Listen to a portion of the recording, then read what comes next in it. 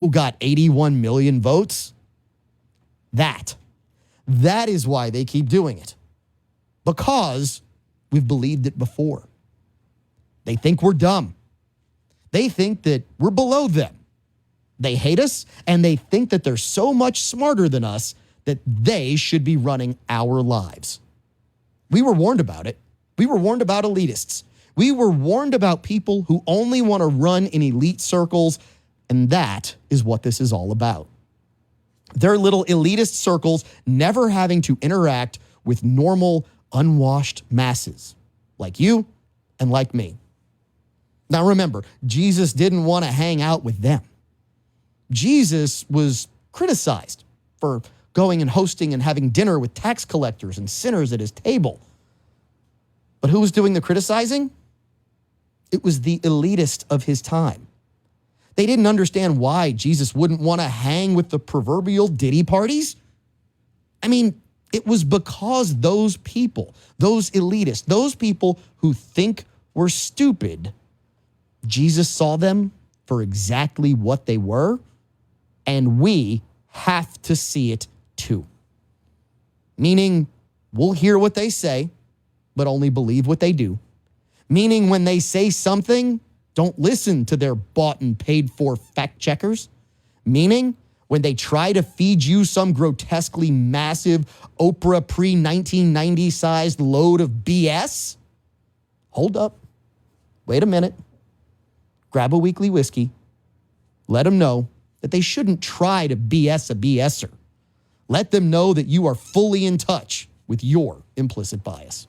Have an honest injury? Call an honest attorney. I'm Chris Castro of Castro Law Firm, and I handle a broad array of injury cases involving car, truck, motorcycle, and premises liability. I pride myself on personal service with a pragmatic approach. A legitimate attorney for a legitimate need. Castro Law Firm in Lafayette, Louisiana has been helping the hurting throughout the state of Louisiana since 1992. Call me at 337-984-7677 or visit my website, castro-firm.com. LSBA filing number 2416932. Experience Acadiana's most exclusive steakhouse, Mr. Lester's at Cypress Bayou. Make your reservation today. Space is limited. Take Highway 90 to the Baldwin exit. Renee Girard, Acadiana certified master tobacconist, owns Piper's Haven at 3916 West Congress, right between Adrian's and Gilbo Road. How many cigars are in that humidor? A lot. 100? Oh, more than that. Way more than that? Way more than that. It don't matter? Thousands of cigars. Thousands? Thousands of cigars in the humidor at Piper's Haven. So you've got all these cigars. You've got pipes and pipe tobacco stuff. I got pipes, pipe tobacco, cigars, cigar lighters, cigar cutters, pipe lighters, pipe stands, Lamborghini lamps, the scents. I got everything you need. Really what you need is a great cigar, great conversation at Piper's Haven. Yeah, right? And we need some cool weather because it's too hot to sit on a porch right now. I agree, but that's okay because you got a smoking room. Yes, we do. It's an air-conditioned smoking room with a big screen TV. So if you need a haven from home, you've got Piper's Haven, 3916 West Congress Street, between Adrian's and Gilbo Road. Renee will help you pick out a great cigar. The Rustic Renegade has thousands and thousands of unique men's gifts. Here's Caleb Moores. So one of our biggest selling knives is out the front knives. An out the front knife is an automatic knife that just pops out the front. Most people think of them as a switchblade, and they don't realize the many uses that it has. It gives you a great one-handed operation use for a knife. Why don't you come in, have a cup of coffee with us? The Rustic Renegade and therusticrenegade.com. William S. Nicol Jewelry has been serving the Acadiana area for over 40 years now. Loose diamonds, engagement rings, wedding sets, the most extensive in-store selection Acadiana has to offer. Waterford Crystal, Swarovski Crystal, and a complete Pandora jewelry shop and shop right on the showroom floor. In-house jewelry repairs and a friendly, knowledgeable staff to assist you. When you want bigger, better diamonds for less, when you want quality merchandise at affordable prices, shop local. Shop William S. Nicol Jewelry, 3802 Johnson Street, Lafayette. Hour one of Implicit Bias is brought to you by Piper's Haven, 3916 West Congress in Lafayette, Louisiana, featuring Louisiana's only certified master tobacconist, Renee Girard. Go there. He's got 553 square feet of walk-in humidor. The certified Wizard of Tobacco has everything you need. Cigars, pipes, pipe tobacco, cutters, lighters, it's all at Piper's Haven, 3916 West Congress.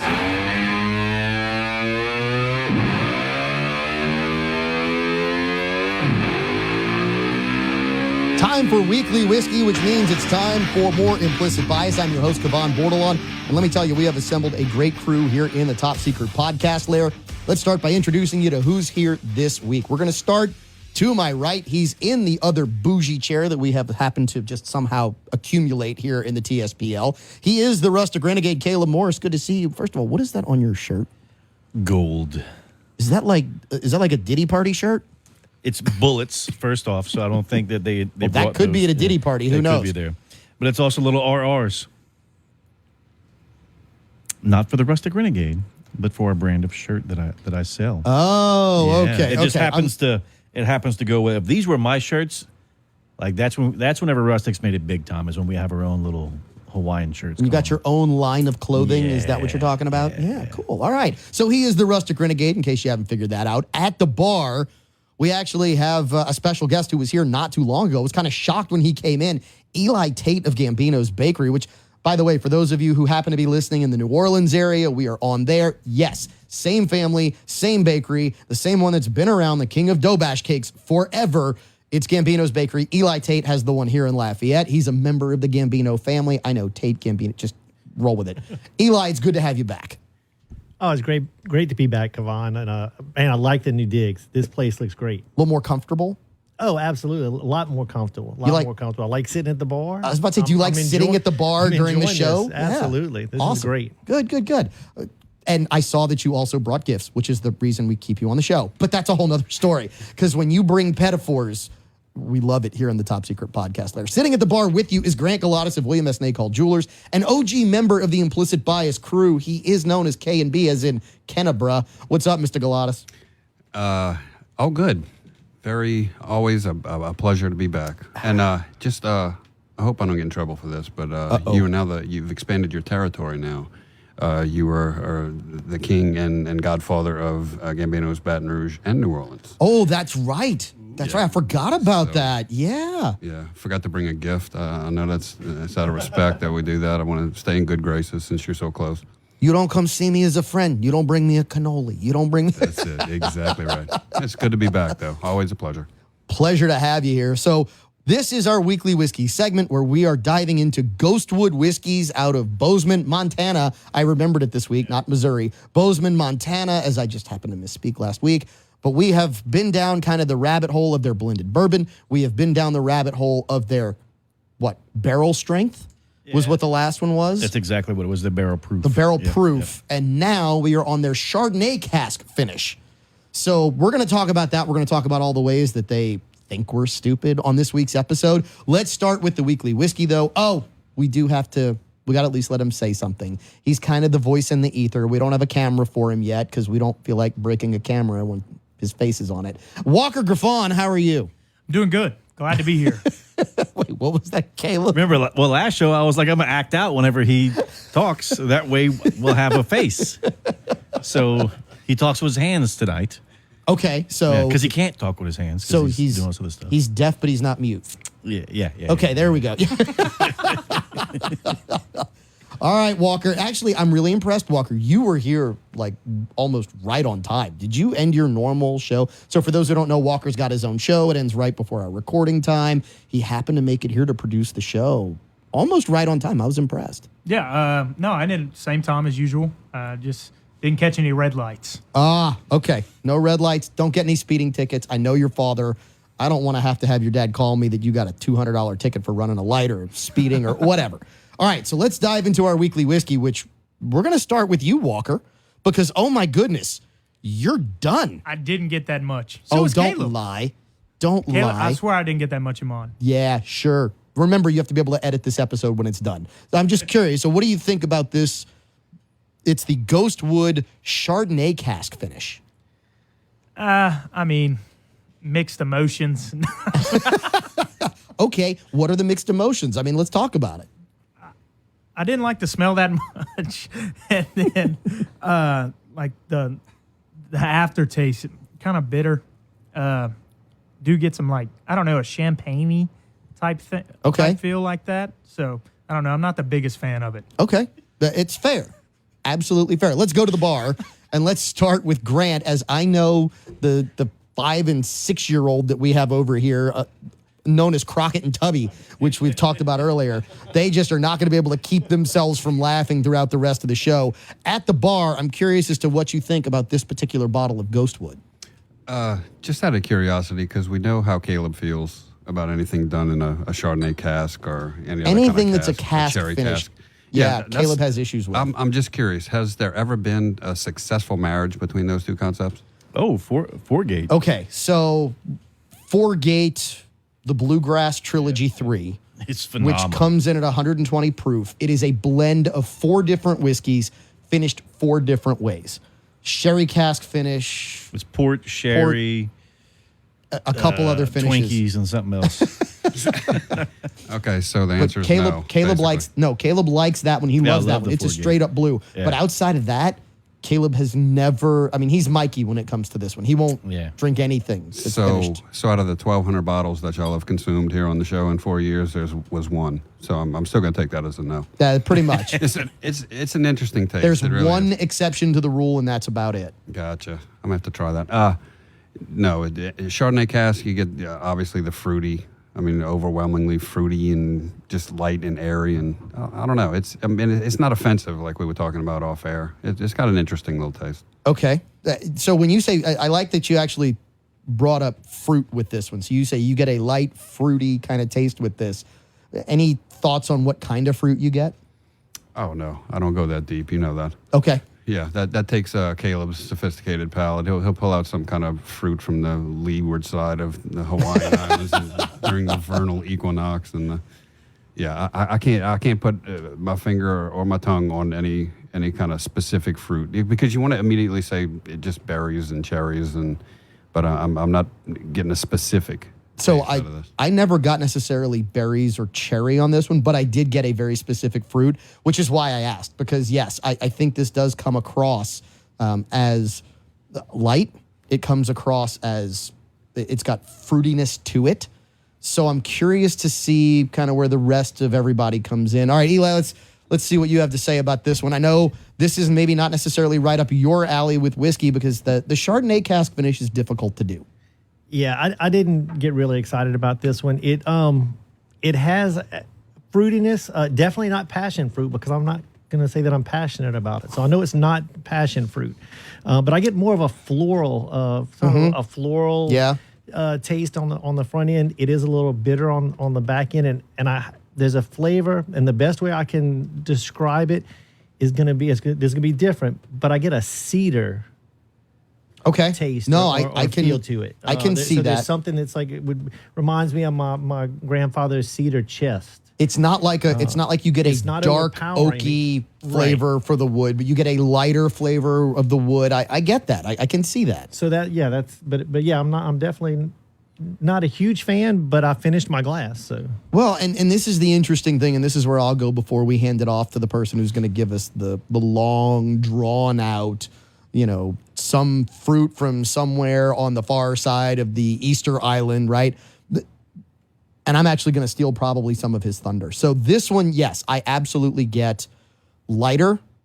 I get more honeysuckle on this. So I don't get deep honey. I don't get any caramel at all on this. What I get is a lighter flavor to it. Like I said, I get honeysuckle. Here's the other thing I get on it. I get notes, and I don't necessarily get this on the nose. On the nose, it's exceptionally winey to me. I get a lot of that light white wine almost on the nose. It's almost too winey on the nose for me. But on the palate, I get, and this is where we're going to have some fun, because I want to make fun of the Rustic Renegade here for a minute. So did you ever go to your grandmother's house and your grandmother had a pear tree in the backyard? And you go and you pick that pear tree off of the eastern side of it, so it gets morning sun, not afternoon sun, and it's crisp and it's light and it's a little sometimes too sweet, but it's not that afternoon sun that gives you the dark, deep flavor that you can get in a pear. That's what I get on this one. It's good. Like Is that right? When you were talking about fruit, I was trying to put my finger on it. I put 3 different ones down because I was like, it's not really apricot. Nope. And I was like, maybe pear, maybe, or it also could be like. You ever had a pawpaw fruit? Here we go. No. There's the Cajun name for them? Is that what you called it? Was a pawpaw fruit? No, that's what they're really called. I'm gonna remember it later, but it's a Cajun term for There's it as a well. really bad joke there that would get us in a lot of trouble, and I'm going to leave that alone. It's like a bitter pear. It tastes like a bitter pear or like a weird banana at times. If you get them when they're not. So it's either a bitter pear or a weird banana. That's a really weird banana. So that's like, all I'm going to say. Because I've never had a pear that was close to tasting like a banana. Whenever you taste them when they're ripe, they taste like a strange, very off banana. And if you taste them whenever they're not ripe, like on the early side of it, it's like a bitter pear. That's the flavor I'm getting on this. And what's funny is you get a lot of the same flavors because it's the same mash bill. So you're going to get on the palate, on the nose, you get that honey, you get the hint of like toasted almonds or maybe a little bit caramel almond, very slight. But then on the palate, you get that same little bit of wood. I like this cedar. That was a really good point because it's faint and it's got that kind of acidic flavor to it. But then it's that fruit, and the fruit is the end of it. It's the finish of it. I definitely think it's got to be the Chardonnay barrels. And oh, there's no doubt. There is no doubt the Chardonnay barrels, to me, bring it too far to the wine side. On the nose, like I put honey, smells almost the same, finishes like cheap champagne. So I'm going to ask if you remember this, Caleb. Do you remember when we had the St. Thomas Chardonnay cask finish on the show? If you do, it's not because it was good.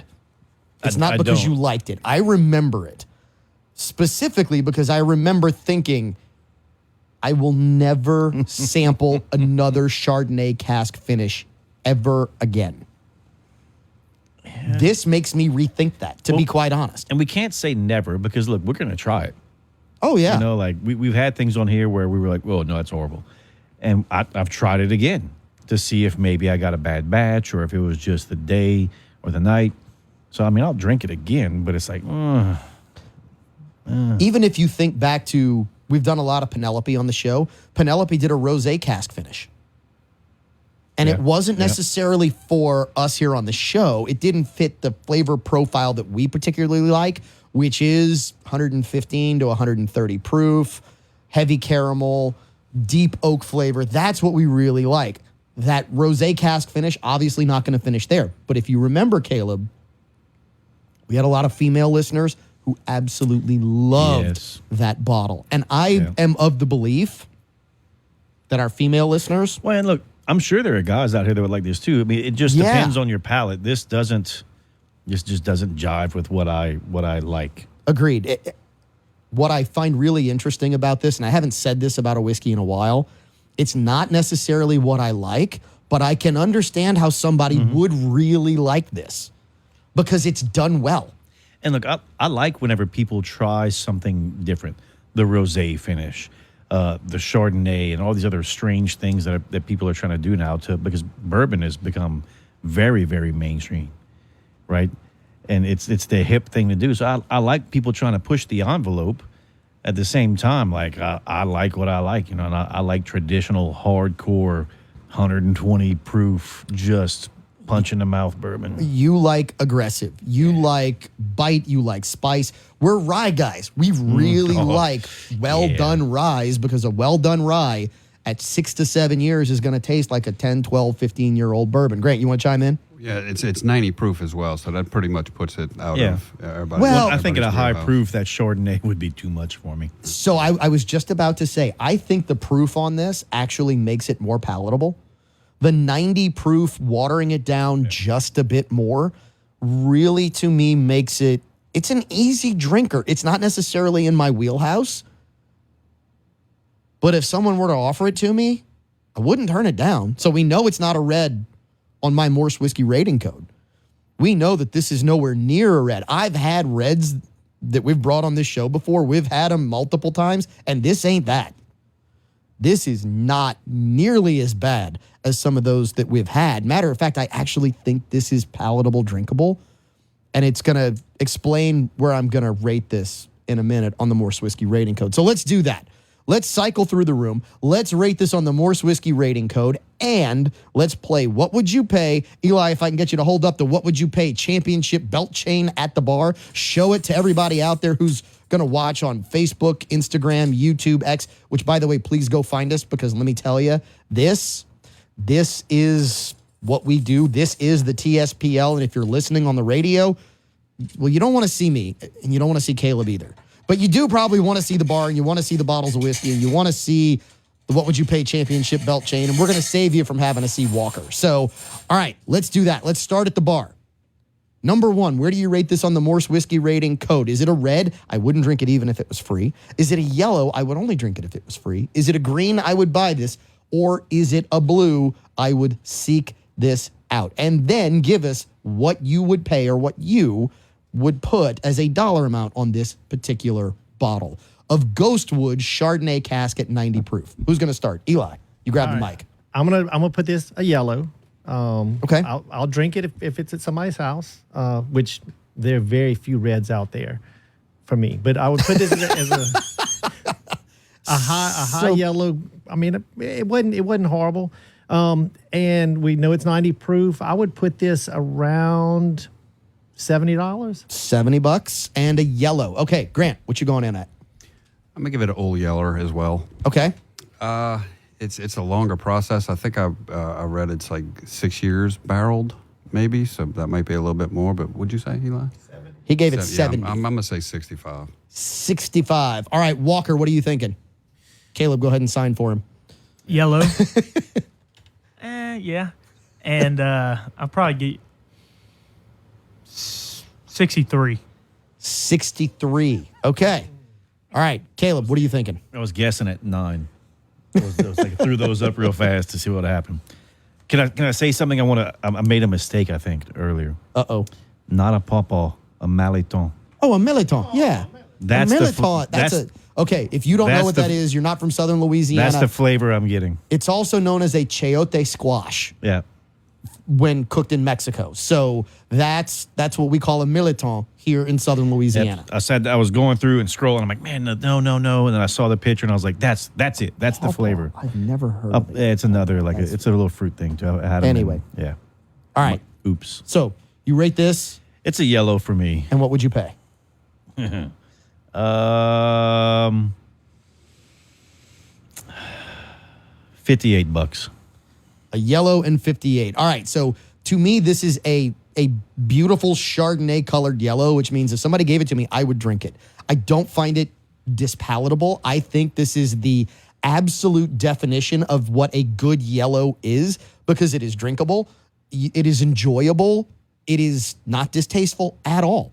It is just something that doesn't necessarily fit my palate, but something that if you are a wine drinker and if you like white wine, if you are looking for something because your wife drinks a lot of white wine, this is in your wheelhouse, right? If you drink a lot of white wine, this might be in your wheelhouse and might be really, really enjoyable. The winner for the What Would You Pay championship belt chain is, if you would please hand that to me from the bar,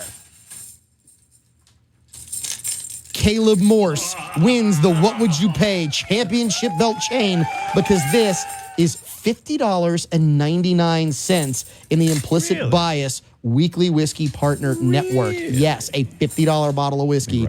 Well, 50 and change. So Caleb gets to wear the What Would You Pay championship belt chain for the rest of this show. We, for the rest of this show, will come back. We'll continue to sample more whiskeys, and we'll talk about how they think we're stupid on Implicit Bias. Your weekly whiskey segment brought to you by New News Markets, Youngsville, Scott, Milton, Maurice. Great selections, great prices. Go find the weekly whiskey you're looking for at Acadiana's favorite whiskey stop. At Industrial Fabrication Services, we've been serving the oil, gas, agricultural, and refinery industries for 15 years. I'm owner Jonathan Broussard, and I've worked in fabrication and welding, covering a multitude of techniques, processes, and design for over 30 years. Our goal is to be personal and hands-on. Let Industrial Fabrication Services bring your project to life. Call us at 337-330-2326. or find us at ifsllc.net. Industrial Fabrication Services. Men want to look like men. That means when it's time for a fresh cut, men go where men go. All-American Barbering. Licensed barber Nick Duplichan and the staff at All-American Barbering do it right. From old school haircuts to straight razor shaves to beard trim and shaping. Even boys look like men after a cut from All-American Barbering. A veteran-owned business, All-American Barbering is located in Broussard at 807 Albertsons Parkway, Suite B. Schedule your appointment to look like a man at their website, allamericanbarbering.com. Remember, men, when you want to look like a man, go to Broussard. Go to All-American Barbering. Experience Acadiana's most exclusive steakhouse, Mr. Lester's at Cypress Bayou. Make your reservation today. Space is limited. Back to Cypress Bayou Casino. Take Highway 90 to the Baldwin exit. Hour one of Implicit Bias is brought to you by Piper's Haven, 3916 West Congress in Lafayette, Louisiana, featuring Louisiana's only certified master tobacconist, Rene Girard. Go there. He's got 553 square feet of walk-in humidor. The certified Wizard of Tobacco has everything you need. Cigars, pipes, pipe tobacco, cutters, lighters. It's all at Piper's Haven, 3916 West Congress.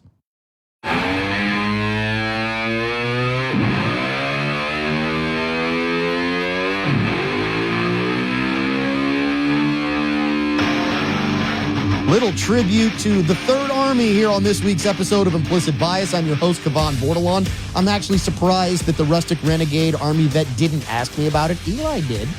Eli actually did, another Army vet, so kudos to him. That's just part of the crew that's here for this week's episode of Implicit Bias. Caleb, did you not notice the Rock of the Marne shirt? I don't think I've seen you stand up. No, you stood up once. I didn't pay attention. Yeah, you're just not paying, which is a shocker because normally you are paying attention to the details. I try. Yeah. But normally it has to be like eye level or at least waist level for me to see it. So when you stand up, that's how I recover. That's a good short joke. I'm actually impressed. Cheers. You can ring the bell on that one. Yeah.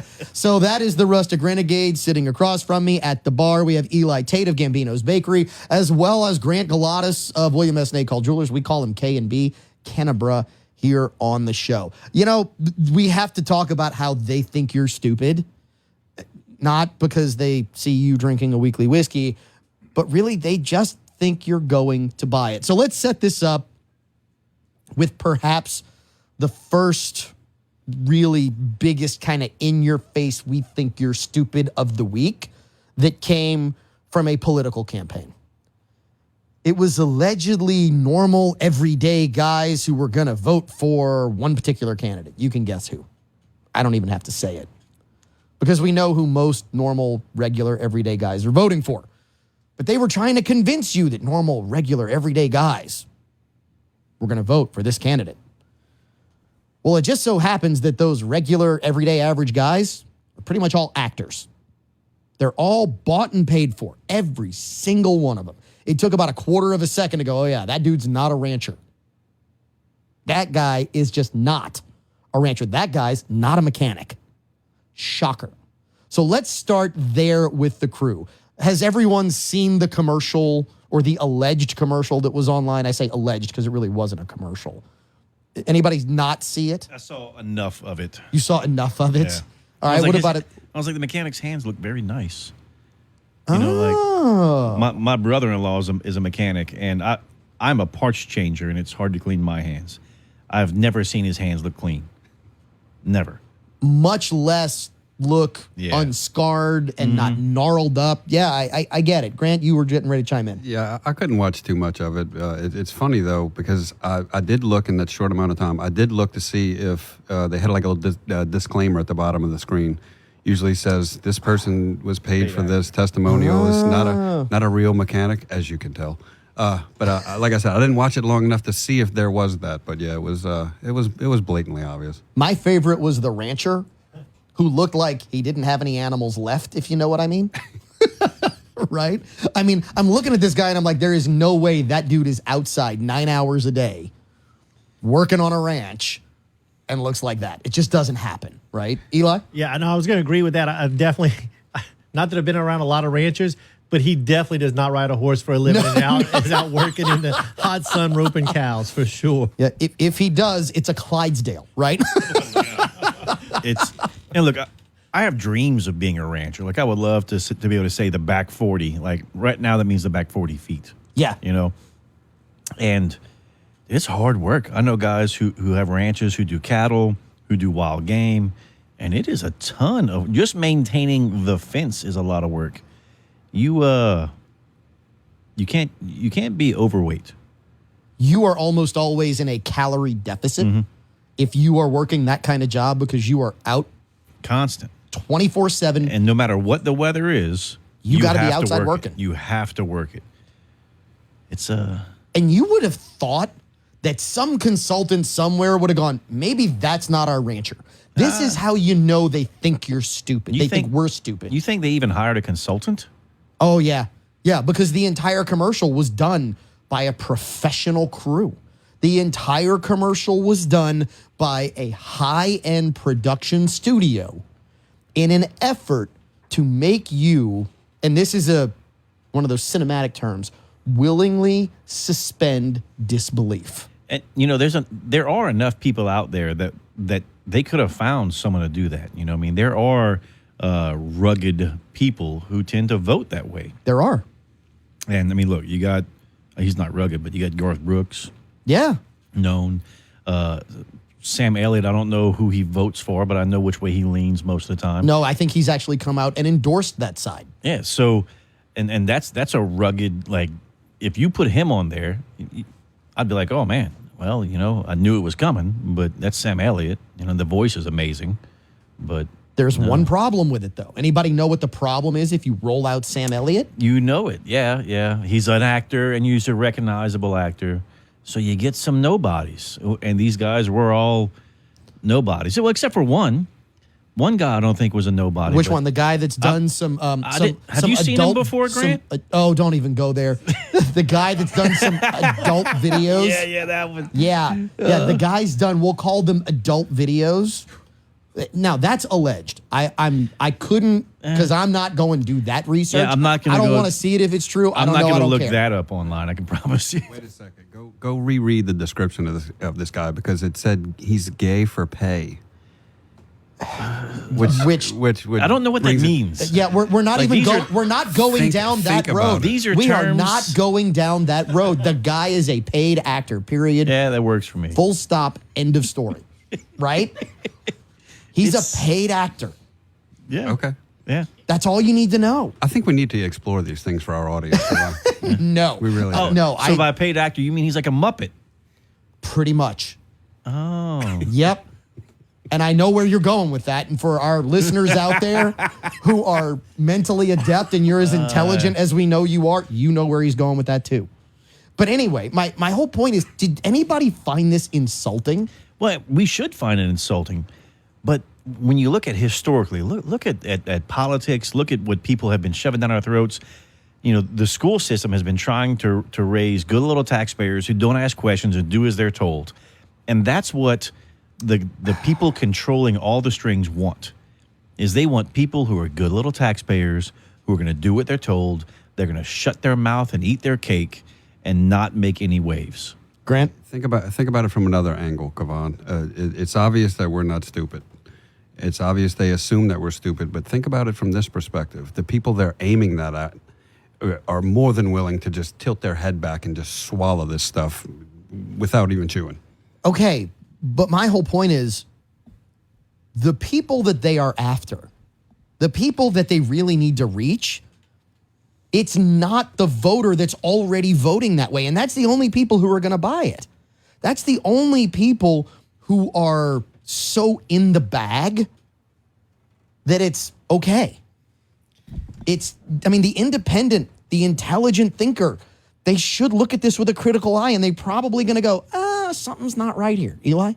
Yeah, I think Grant hit it on the head, and I get what you're saying, but that's not they have to put something out. And the people that are going to vote that way are already going to vote that way. And the people that aren't are intelligent. I mean, Kamala's a paid actor. Correct. So, I mean, their candidate is a paid actor. Well, look, and AOC. So they already have that in, and they have to put something out to keep their crowd riled up. Ring the bell, because pointing out that the candidate herself is a paid actor is big. I mean, remember, AOC, and please don't believe us on this, AOC was a bartender who answered a casting call to be a candidate for the United States Congress. Think about that for a minute. Paid for, bought, manufactured candidate. That in and of itself should be offensive enough. The fact that you are voting for a bartender and going, okay, and look, I want to vote for somebody like me. She's fine. But you're talking about a bartender who's got the IQ that's actually lower than the actual bar she stands behind. We're not talking about a bartender who is in law school. We're talking about a bartender whose career aspiration is to do TikTok videos. Well, and what you have to look at, too, is when this goes through, depending on how the election goes, they can say, well, look, we put out advertisement. We showed average people vote for us. It's a way they're trying to reinforce their own rhetoric. That's what they're trying to do. Because they're going to try to steal it. They're going to try to manufacture it. They're going to shove something else down our throat. And at the end of the day, on November, I'm going to say 6th, but whatever day that's actually announced. Call it November 12th, call it November 18th. I mean, who knows when they're actually going to say we've finished the count. It's going to be offensive no matter what. I mean, and the political climate that we have today, that night is going to be scary no matter what. No matter what side wins, it's going to be scary because people are going to be up in arms no matter what happens. Well, let's be honest. The telegraphing of what they're going to do has already started.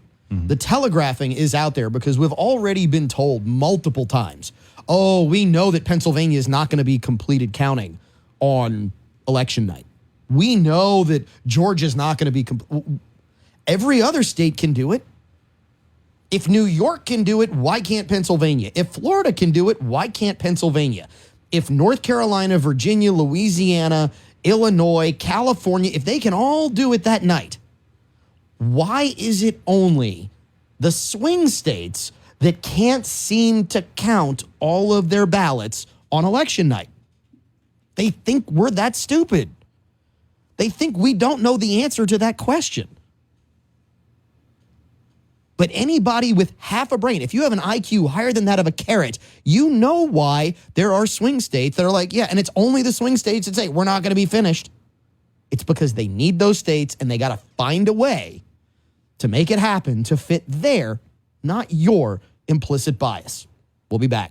I'm Lee Ritter with Ritter Consulting Engineers. If you're in the real estate industry or property management, you may need to take a look at us. We offer advanced drone services providing aerial photography, site surveys, and roof inspections. We also offer state-of-the-art 3D imaging for accurate and detailed floor plans and site models for your use. If you're a real estate agent looking to up your game, give us a call, 337-984-8498 or RitterConsultingEngineers.com. How sweet it is. Gambino's Bakery of Lafayette can satisfy all of your bakery needs. Cakes, cookies, pastries, melt-in-your-mouth pedophores, wedding cakes, and, of course, the original New Orleans Dauberge cake. Family-owned and operated, let Gambino's Bakery take care of all your dessert needs for your family gathering, tailgate, holiday, or any special occasion. Visit with the baking professionals in Lafayette. Find what fits your taste. Enjoy the sweet life with Gambino's Bakery of Lafayette, 3802 Johnston Street. Call them at 337-406-9066 or online at gambinos.com. Water damage needs to be fixed the right way the first time. For water damage in Acadiana, turn to the best, ZB Environmental. Utilizing large commercial desiccant dehumidifiers, Zach Blanchard is even there for homes or businesses that have lost utilities. ZB Environmental will also rent portable drying equipment as well. For your damage assessment, call ZB Environmental at 337-247-4200 or zbenvironmental.com. That's zbenvironmental.com. Drink Kacheri's Coffee, the official coffee of Implicit Bias. Available at La Creperie on Collie Saloon, at the Rustic Renegade, Automotive Gear on Judson Walsh in Opelousas, and the Chill House, the dessert destination in Maurice. Kacheri's Coffee, the official coffee of Implicit Bias. Hour 1 of Implicit Bias is brought to you by Piper's Haven, 3916 West Congress in Lafayette, Louisiana, featuring Louisiana's only certified master tobacconist, Rene Girard. Go there. He's got 553 square feet of walk-in humidor. The certified Wizard of Tobacco has everything you need. Cigars, pipes, pipe tobacco, cutters, lighters. It's all at Piper's Haven, 3916 West Congress. Cheers to Martha Raddatz on this week's episode of Implicit Bias. I'm your host, Cavan Bordelon. What's funny about that, Caleb? I didn't even get my full name out before you're laughing. I like how you're toasting her. Well, cheers to Martha Raddatz. Yes, I'm Cavan Bordelon. Get the whole name in. Thank you. This is Implicit Bias, and man, we are having an absolutely fantastic time in the TSPL. That's the top secret podcast layer for our new listeners, whether you're New Orleans, Monroe, Vidalia, Natchez, Mississippi, whether you're catching us in Ruston all the way over to Bossier. Cheers. We appreciate you joining us. Sitting across I guess this is an end table. It's not even a full coffee table. He is the Rustic Renegade. He's Caleb Morse. Caleb, we like you being here. At the bar, on your left side of the bar, he is Eli Tate of Gambino's Bakery. He bought dough bash. He brought cookies. He brought all kinds of stuff here in the TSPL for tonight. And I can't believe the box isn't on the bar. I'm actually kind of surprised that it's not being partaken of even more than it is already. He's sitting next to K&B, Kennebra, Grant Galatas of William S. Nacol Jewelers. What, Grant? Why are you looking at me like that? Am I funny to you? Am I a joke? I'm here to amuse you. Make you laugh. Have you been unburdened by what has been? Is that what's going on here? No. Did you grow up a middle class kid? I mean, I don't know. For that one, I was waiting. Every time I hear that now, I just want to. And I worked at McDonald's. Speaking of which, so this is one of the ways that I was going to go a different route, and I was going to go with Martha Raddatz, but we're actually going to go away from that. We're going to go to a different story that I sent to the crew here in the TSPL, and it's this. When you've lost Saturday Night Live, when you are a Democrat and you have lost Saturday Night Live, it's over. When I saw that clip, I was like, yes! It's about time. So let's start. Let's start here. I mean, it's no secret that Saturday Night Live has been partisan, really, since Sarah Palin. Sarah Palin was the canary in the cage, right? The canary in the mine. That was Sarah Palin. Saturday Night Live signaling we are now an operative of one particular party. Because there are things, and this is the part that's really so sad. They went after Dan Quayle for the alleged misspelling of potato, which, by the way, we actually did go down kind of a rabbit hole about old English spellings and pronunciations on the last show versus this one. Guess what? You can spell potato with an E in Old English. Mm-hmm. That's what Dan Quayle misspelled according to American English. And Saturday Night Live took him to task over it. Well, then Sarah Palin comes along. The whole, I can see Russia from my backyard, she never said it. You know who said it? Tina Fey on Saturday Night Live as Sarah Palin. And look, they missed a great opportunity to make fun of both sides, because at the time, Hillary was ripe with the pantsuits and everything else. Like, they could have done so much, and I would have laughed every time. But it was so one-sided. They continue to be one-sided for, I mean, how long's it been now? Oh, it's a decade. It's more than that. It's 16 years, I believe. And look, we used to watch Saturday Night Live. We enjoyed it, and I haven't seen it in forever. When you sent the clip, I was like, okay. Here's the best part. This is like the third week in a row. Oh, really? It's like the third week in a row that Saturday Night Live has gone after either Walls, who, let's face it, is just a living cartoon character. He really is. And look, you can make the same argument about Trump. Trump's basically a living cartoon character. He's a living caricature. He is. But he's that one that you're like, oh, I'm laughing, but it's cool. Like, Trump is the Beavis and Butthead type character where you're like, yeah, that's funny. And you're like, but they're awesome. Well, and you have Walls to, you have to Walls be able is to laugh like at yourself. Bob and Gary on Saturday Night Live cartoon character. Oh, he's just so much. I mean, is this reflective of the writers, you think? I mean, you think all of the everybody can't be in lockstep on Saturday Night Live, and everybody feels the same way about that side of the aisle. You think it's reflective of the writers? Or? Pretty much everyone on Saturday Night Live. There are comedians who have said, I had to leave Saturday Night Live because I was of a different thought process politically, and they made my life hell. It was the writers, it was the producers, it was all of them. It was all of them. Yeah, fear of being canceled. Yeah, I mean, if you don't fit in, if you don't fit the mold, they're going to make you uncomfortable and push you out. So what's changed? What do you think? I mean, it's just too ripe for comedy. Well, it's not enough free thought. Yeah, but I guess what Grant's asking is, why now all of a sudden do you think they're changing the thought process and actually going after Walls and Harris and everybody else? Because it's too easy. I mean, it's out there in the public, and it is so easy. And like you said, Trump is a character, but he rolls with it, admits it, and he goes with it, and he plays on that. Walls and Harris are trying to deny it. They don't want, but it's out there, and you can't pass up that opportunity. There's a saying about comedy and things that are funny, and we've said it on this show. We actually did a show on it. You can go find it in the archives, I believe. I think it's still there. The reason that they have to go after it, and Eli, ring the bell because you actually triggered this thought. It's funny because it's true. That's why they have to do it. Because it's so in your face. It is so blatant. It is so obvious. It is so easy to see. You can't ignore it. Everybody's already laughing about it, and what they've been doing for years doesn't work anymore. So you think they're just playing catch up right now to say, "Oh, look, we're doing it too." I think that they are recognizing, and this is ultimately where I think we land. I think they are recognizing the entire tenor of the country has changed. I think they are recognizing that the country is laughing at these two candidates in a way that they maybe didn't or wouldn't or couldn't 4 years ago. Grant? Maybe it's as simple as that. I mean, they're just doing their job. You're supposed to present material to the general public and make them laugh. Okay? I mean, it's easy. You know, it's like going to fat camp to pick on fat kids or whatever. But maybe they've realized, look, let's just, we're here to be funny. Let's poke fun at this because it's a fine line between absurdity and comedy. With the people who are in the news right now, so maybe they just decided, we're not gonna hurt our side by just poking fun at it, and we're just trying to be funny, which is your goal of being on Saturday Night Live in the first place. Here's the deal: maybe they realized that they were being upstaged by Martha Raddatz.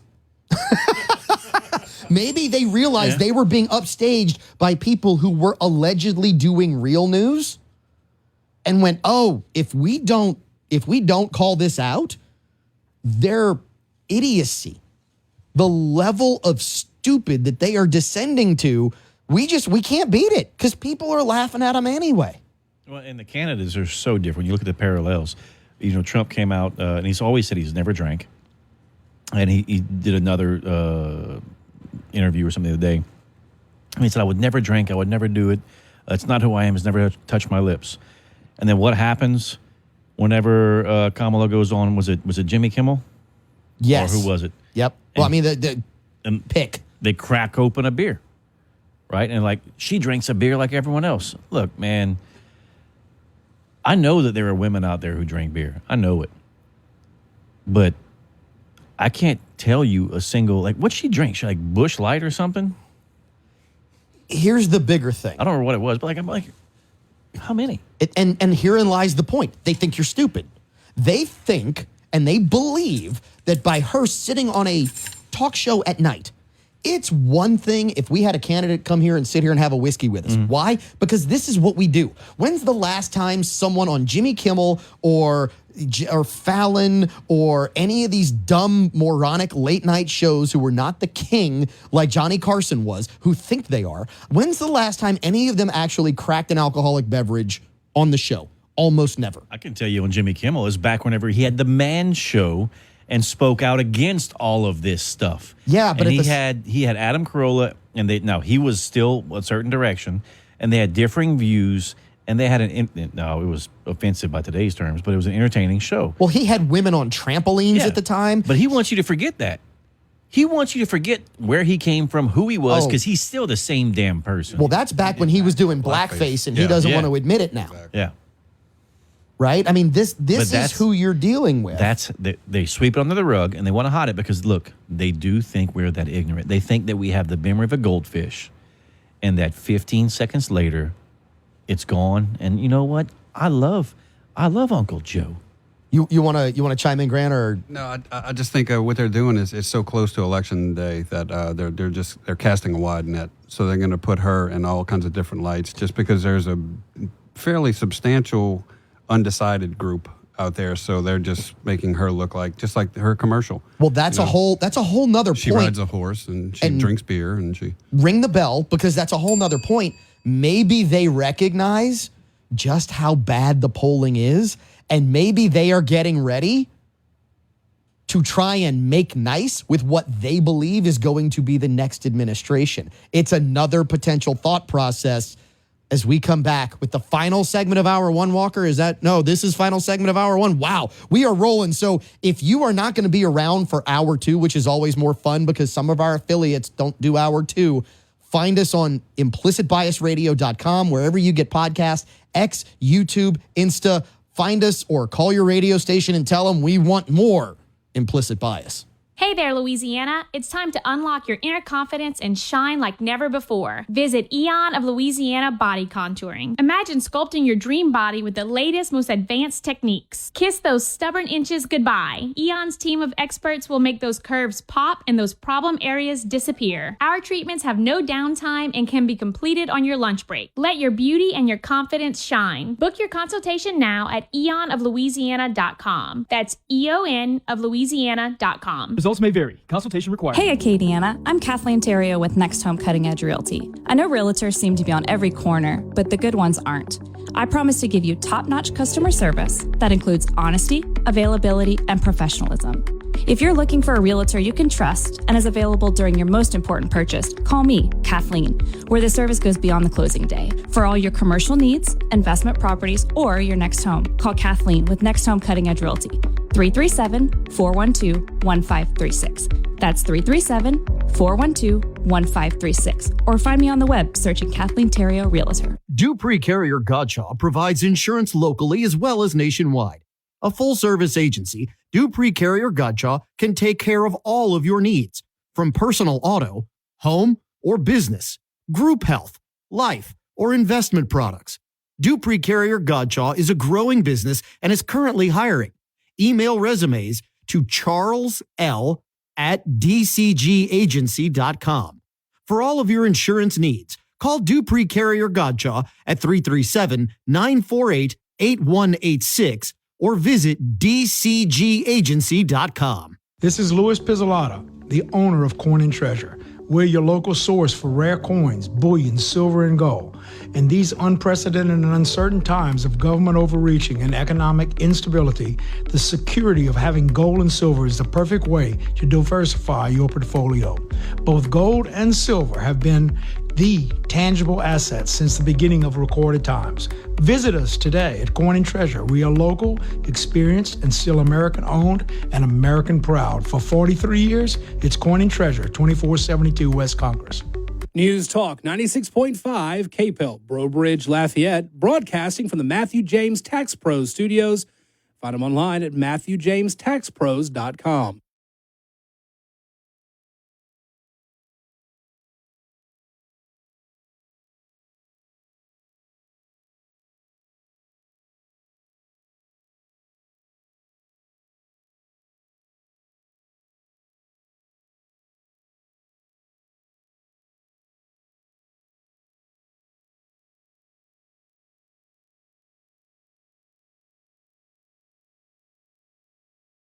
The views expressed in the following show are those of the hosts or hosts only. They do not represent News Talk 96.5 KPEL or Town Square Media. Hour 2 of Implicit Bias is brought to you by William S. Nacall Jewelers, 3802 Johnson Street in Lafayette, Louisiana.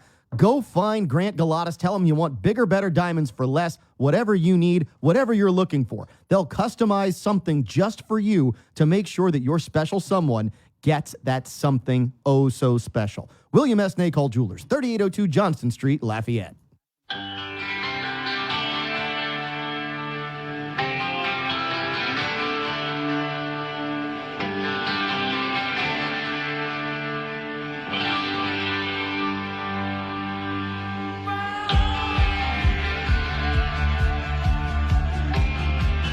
Time flies when you're having fun on Implicit Bias. I'm your host, Cavan Bordelon. And yes, we are already in hour 2, which is always more fun. And yes, this particular recording seems like it is just rolling along very, very quickly. Why?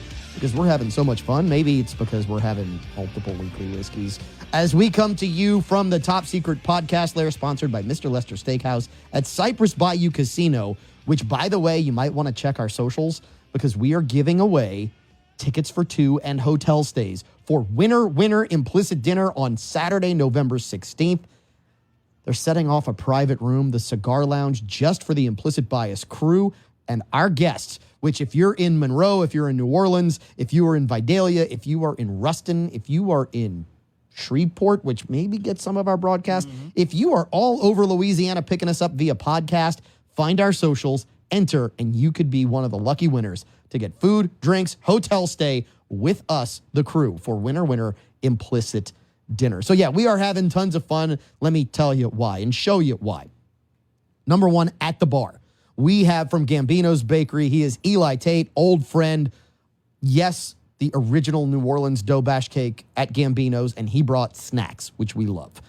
Also with him is K&B, Kennebra, Grant Galatas, who lives in Lafayette, but he's from Kenna, and you can't take the Kenna out of the guy. It's just the way it works. So Grant is with us, and of course, he is the Rustic Renegade. Caleb Morse, the shirt matches the What Would You Pay championship belt chain. He planned it out, so he had to win.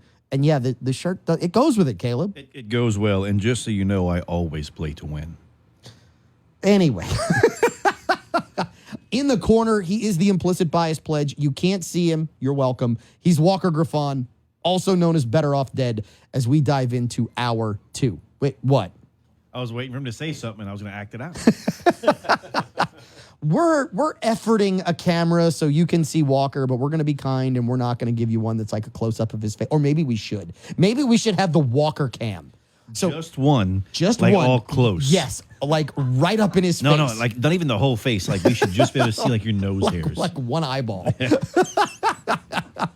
That would be funny. Yeah. The only problem is if you did it like the glare off the glasses and the furry hair and all I'd that take my would just be. glasses off for it. Oh, you'd take your glasses off for that. Just for y'all. No, you can't have that.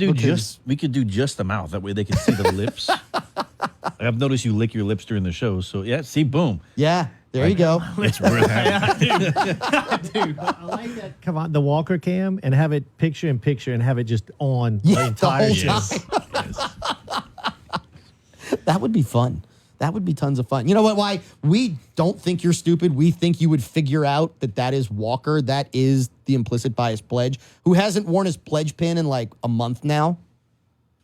He hasn't remembered it, and trust me, he will pay. He made an excuse last week. He did. And I'm sure there's an excuse for this week. Sitting where I left it. It's not an excuse. It's what I did. Which is an excuse. Now it's next to your bed, right? That is an excuse. Yeah, where I sleep. So you take out your piercings, you take it off, and you get ready for bed, right?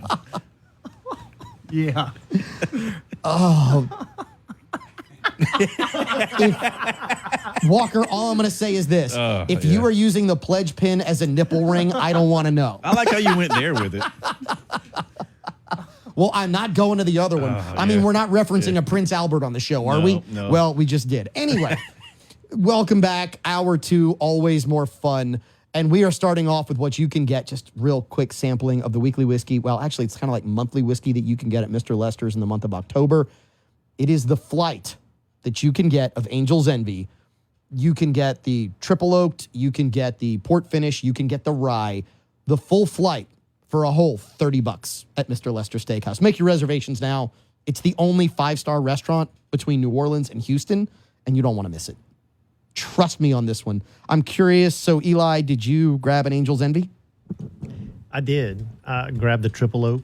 And? It's phenomenal. Yes. It is definitely a blue.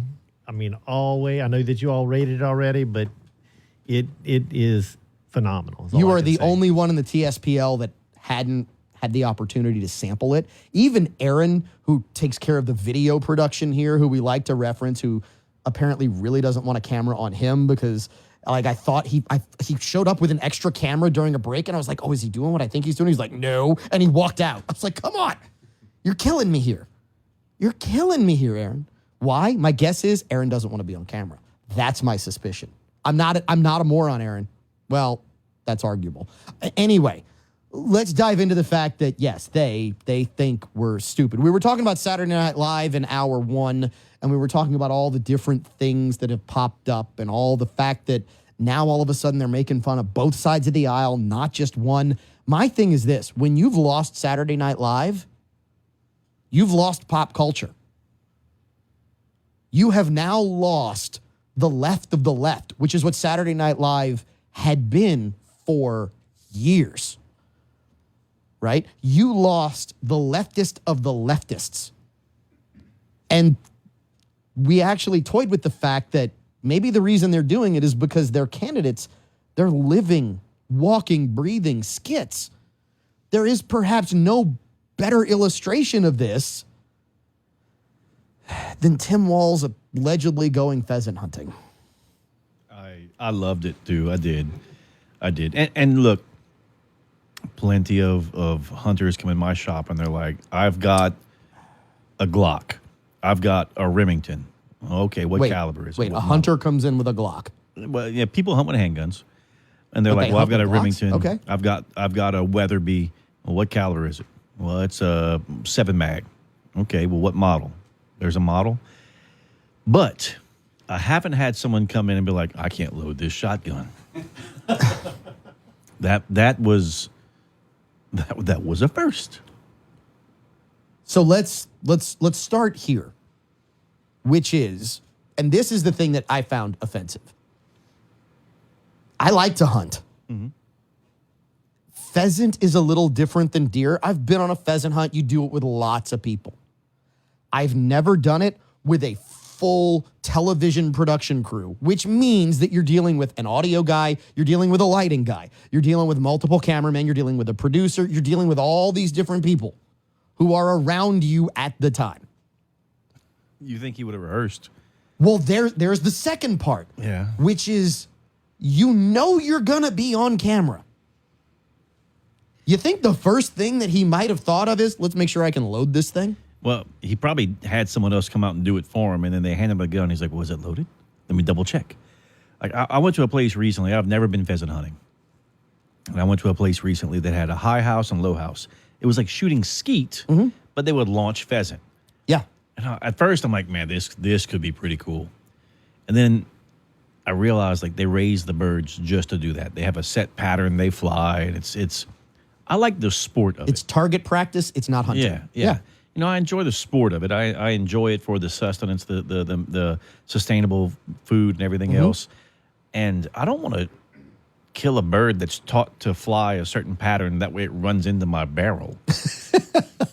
So when I saw this and he's like, oh, it's a Beretta. Because they ask him, like, what is that? And he's It's a like, Beretta A400. Yeah, and he's like, it's a Beretta. And he's getting upset because I guess his painted fingernails got stuck and he couldn't load the round in there. And I was like, man, come on. Well, and let's be honest, complete transparency here. You get a brand new weapon. It takes a little while. It takes a little while to learn some things about the weapon. But what did I just... You get a brand new weapon. So wait a minute. You're telling me that we're expected to believe he's a normal, everyday hunter. We're expected to believe he does this all the time. If you do this all the time, you don't go get a brand new weapon for this particular hunt. You hunt with your old shotgun. You hunt with your old over-under, right? Because you're only going to pull off 2-3 shots at a time. If you pull off 3 shots, that's plenty. That would have been the perfect gun for them to use. Would be an over and under. You're like, look, push one button, automatic ejectors that spits the rounds out. It'd be a great photo op. But hey, and even if he goes and gets a brand new shotgun, automatic, he's not accustomed to it. before you have your film crew there, if you're a hunter, you're going to know how to function that shotgun. You're not just going to pick it up and then say, put the cameras on me and try to look without. I mean, I've had guns that I was unfamiliar with, and I want to make sure the first thing I do is like, okay, do I understand how this weapon functions? First thing that I do if I'm unfamiliar with it. And I think most hunters are like that. You're not just going to, that just shows that he is not an experienced hunter. Well, I mean, it's like what we were talking about earlier. I went squirrel hunting. You were going squirrel hunting recently, and I brought the wrong gun. I brought a 22, a suppressed 22, and my oldest, who doesn't get a chance to come hunting very often anymore, he grabs his Beretta shotgun, and we get out there, and he's like, "Dad, I'm having a problem with this, doing this," and I was like, "Well, you're using the wrong hand." He goes, "What hand do I use?" I'm like, "Your man hand." Showed him how to load it. You know, it was just user error. And when you go out for squirrel hunting down here, 12 gauge, low brass, number 7.5, number 8 shot, it works great. So you get more reps than just duck season, is there a pheasant season? I don't know that there's a full-on season, but the hunt that I should know that. The hunt that he was going on was a guided hunt. Yeah. This is one of those where, and that's the type of pheasant hunt I got to go on, which the interesting part was, and this is the other side of that, I go on this guided pheasant hunt. I'm working for a large corporation at the time who sponsors the hunt because it's one of these where we're visiting a corporate vendor and they're taking care of us. They walk us out there, and we get up there, and all these guys from all around the country who are allegedly hunters can't hit the broadside of a barn with a shotgun. So they all of a sudden come to the guys from the south who've shot our limit within 20 minutes. Hey, guys, this is how many birds we need. Yeah. Let them go. Fill in the gaps. Fill in the gaps. And you end up making sure everybody has their limit. But the point here, and I think this is where Eli went, which is any experienced hunter. Remember, you were told in debates, you were told in interviews, I'm a gun owner. Oh, yeah, I'm a gun owner. I'm good with a gun. I know my gun. I'm a gun owner. This is what I do. And now we find out, because nobody believed it at the time if he had half a brain.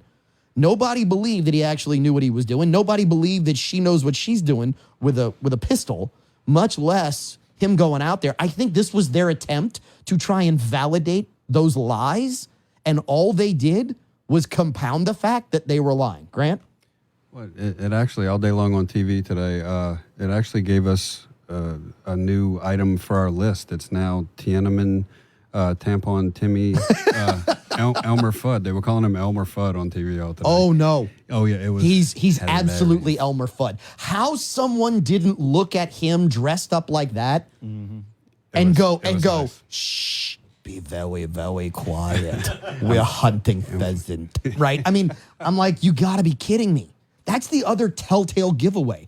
He's the guy who shows up at the slopes and goes, "Oh, I'm a snowboarder. Everything he has is brand new. Nothing is marred. It's never been in a crash. The helmet is perfect. The visors are all done out. It's the first time he's ever put it on, and you know it. He's that guy out on this alleged hunt, and they expect you to believe, oh, it's normal. And please don't believe us on this. Go look this up on X. It's real easy to find. But look, like you said, there was 47 people behind him. You mean to tell me that there was nobody on the production crew that said, look, we're having a hard time humanizing this guy, so somebody make sure he knows how to work an automatic shotgun? Of course there wasn't. And when they posed that question to the group, you can see them all going, Grant. Not a one. Yeah, they were like, shotgun? Yeah, it is. Grant, I mean, the last time a liberal had what was supposed to be a pistol, Alec Baldwin killed somebody on set, right? That's the last time somebody who was supposed to know what they were doing with a gun and talks a lot about their opinions on guns handled one. And that's the people you're dealing with. They have no clue what they're doing. And he's a vet, right? So he's gone through, and you have to qual. You have to do at least a rifle qual. Allegedly.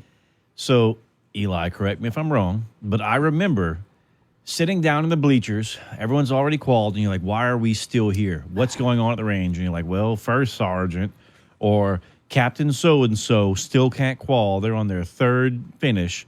We need 3 NCOs to get out and get in the pit next to him to go shoot.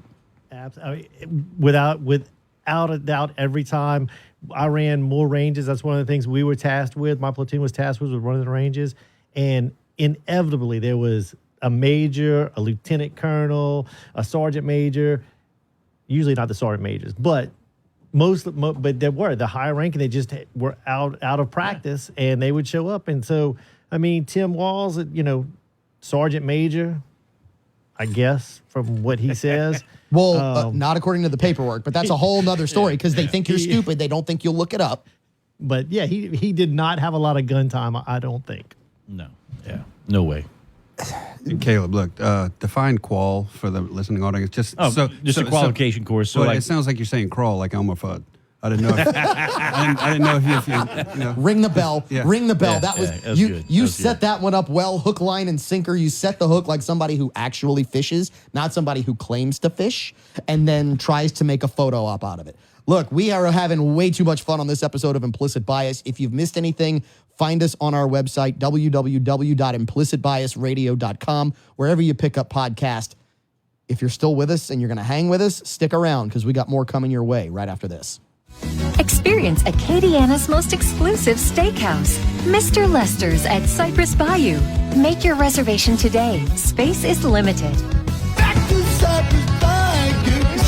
Take Highway 90 to the Baldwin exit. Ever think about firearm safety? Are you new to shooting? Don't know how to get started? Here's Caleb with the Rustic Renegade. I love new shooters because they don't have any bad habits yet. So you get somebody who hasn't been around firearms, or hasn't done a lot of shooting.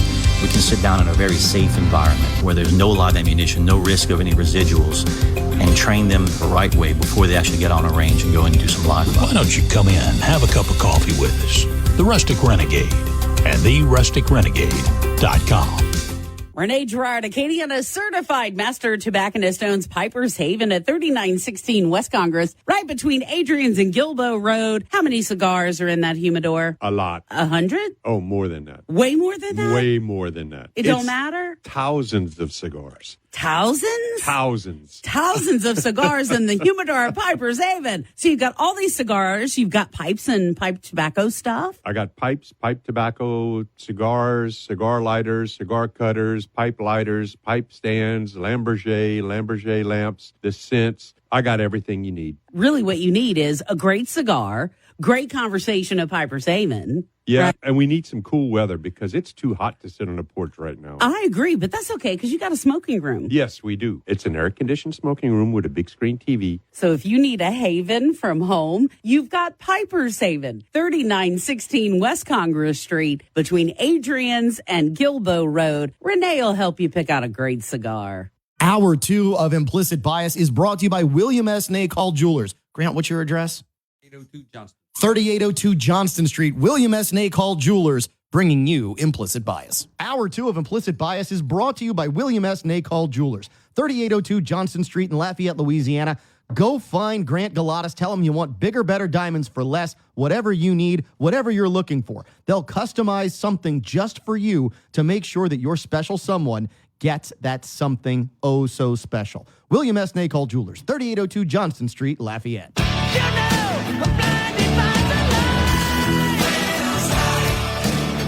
Hour 2 of Implicit Bias rolls on as we bring you more weekly whiskeys, coming to you from the top secret podcast lair, presented by Mr. Lester Steakhouse at Cypress Bayou Casino. Man, let me tell you, you want to go down there, you want to get a steak, you want to get a hotel room, you want to register to maybe even win winner implicit dinner with the crew who'll be down there on November 16th.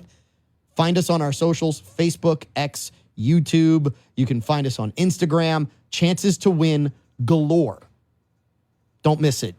The Implicit Bias crew. Winner, implicit dinner. We are having too much fun here in this, as we said, TSPL. With the crew, we've got the bar, the crew at the bar, Eli Tate, Grant Galatas. Eli doesn't have a nickname. We'll have to come up with something from... But I think, Eli might have to be like, since he bakes, we might have to call him like the bun. Well, I was thinking the bun in the oven. Well, I mean, you got a few kids. Yeah, he does. I mean, it's okay.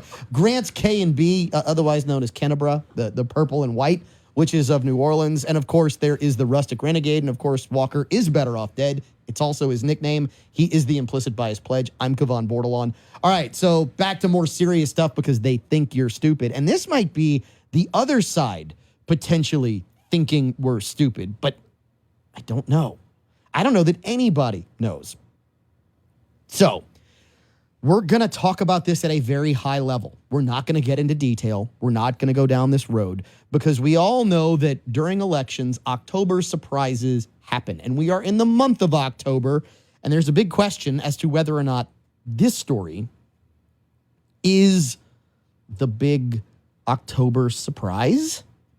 I say that as a question because I don't know that we really know. But allegations have surfaced on the internet. And they've surfaced within the last 72 hours of us recording this show of someone who is accusing vice presidential candidate Tim Walz of molestation. I mean, there's really no other way to say it. Of grooming a high school student when he was a teacher. Now, here's the big question, and here's kind of where I think we need to talk about this as a show. We're not going to get into details. It's easy to find on X. Go search for it. Trust me, it will show up. It is all over. Multiple posts, including minutes from the school board meeting when Walz was asked to resign, including alleged body details of Tim Walz that you would only know if you happen to see him in significant states of undress. Those details are out there. Whether this is real is still a question mark. It is alleged. It is someone on the internet. And we know how much of that we should believe. What I think is the bigger question is this out there because it's believable? I'm curious as to what we think here in the TSPL. I mean, you look at Walz and you know automatically you're like, man, something seems to be off about this guy. Something doesn't necessarily seem to be. Something's just not right. Is this the other side taking advantage maybe and thinking we're stupid? Well, and look, if these allegations are true and if they came up in the past with his veteran status, these are things that even on a state level, National Guard does not play with. Like, they do not play with that. So let's say that these allegations are factual. If that is the case, then the chain of command at the time to the highest level at the state was involved. And that entire National Guard unit is corrupted as well. Well, so this was not made, I believe, at the National Guard level. No. This was but made. It was at the school level, but this would bleed over. This is disqualifying. Okay, that's my question. Yeah, this is disqualifying for rank promotion. He would be dishonorably discharged. It would be a career halter. This is massive, right? Even a DUI will block all that stuff. Well, right? he had a DUI.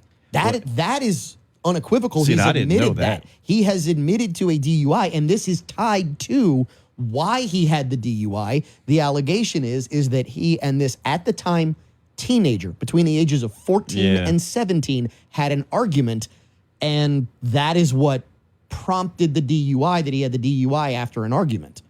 So it begs the question, because the allegation is also that this student traveled with him on one of his trips to China. And then that would show a lot of corruption on the National Guard level, on the state DOD level, and then within the school board, everything else. So this could be really big, and just show the kind of people that they have in their service at the time too. Yeah, this is a severe allegations. This is just unspeakable. If this did happen, if this is true, and what I hope that comes out of this, I hope that it's false allegations, just because of the implications to the victims. Yeah, because you don't ever want that to happen.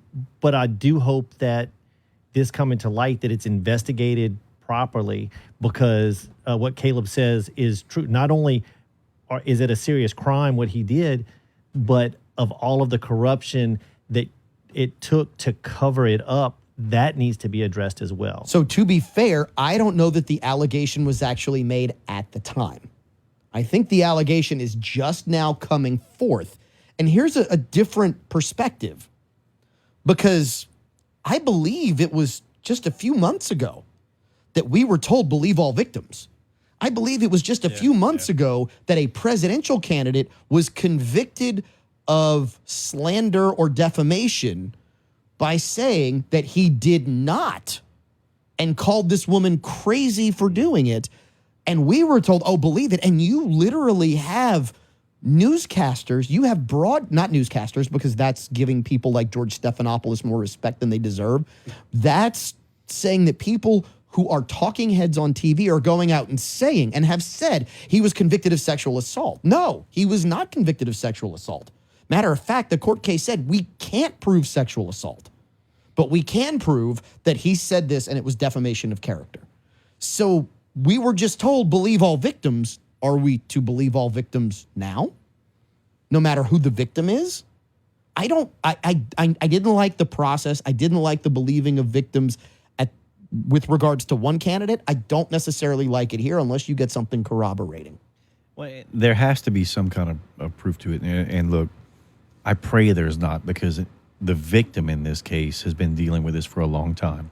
If they're a true victim. Yeah. Agreed. And that's traumatic, and that's things that, God, you never want anyone to go through that, let alone a child. And I just pray that we find out some truth to it. I pray that we find out what is the truth. Yeah. Right? Because to me, that's the biggest thing here. What we need to find out, and it's what we used to say every time someone said we're going to investigate Donald Trump. Investigate him. Investigate him, and if the law was broken, prosecute it. Don't make stuff up. Here, I'm the same place. Don't make stuff up. Grant? I'm sorry. I hate the timing of this. I do too. Yeah, I really it's do. offensive. Because, I mean, we're all sane people here in this room. So if something did happen, please investigate it. But just the fact that it comes out at this particular time, it immediately casts a shadow of doubt.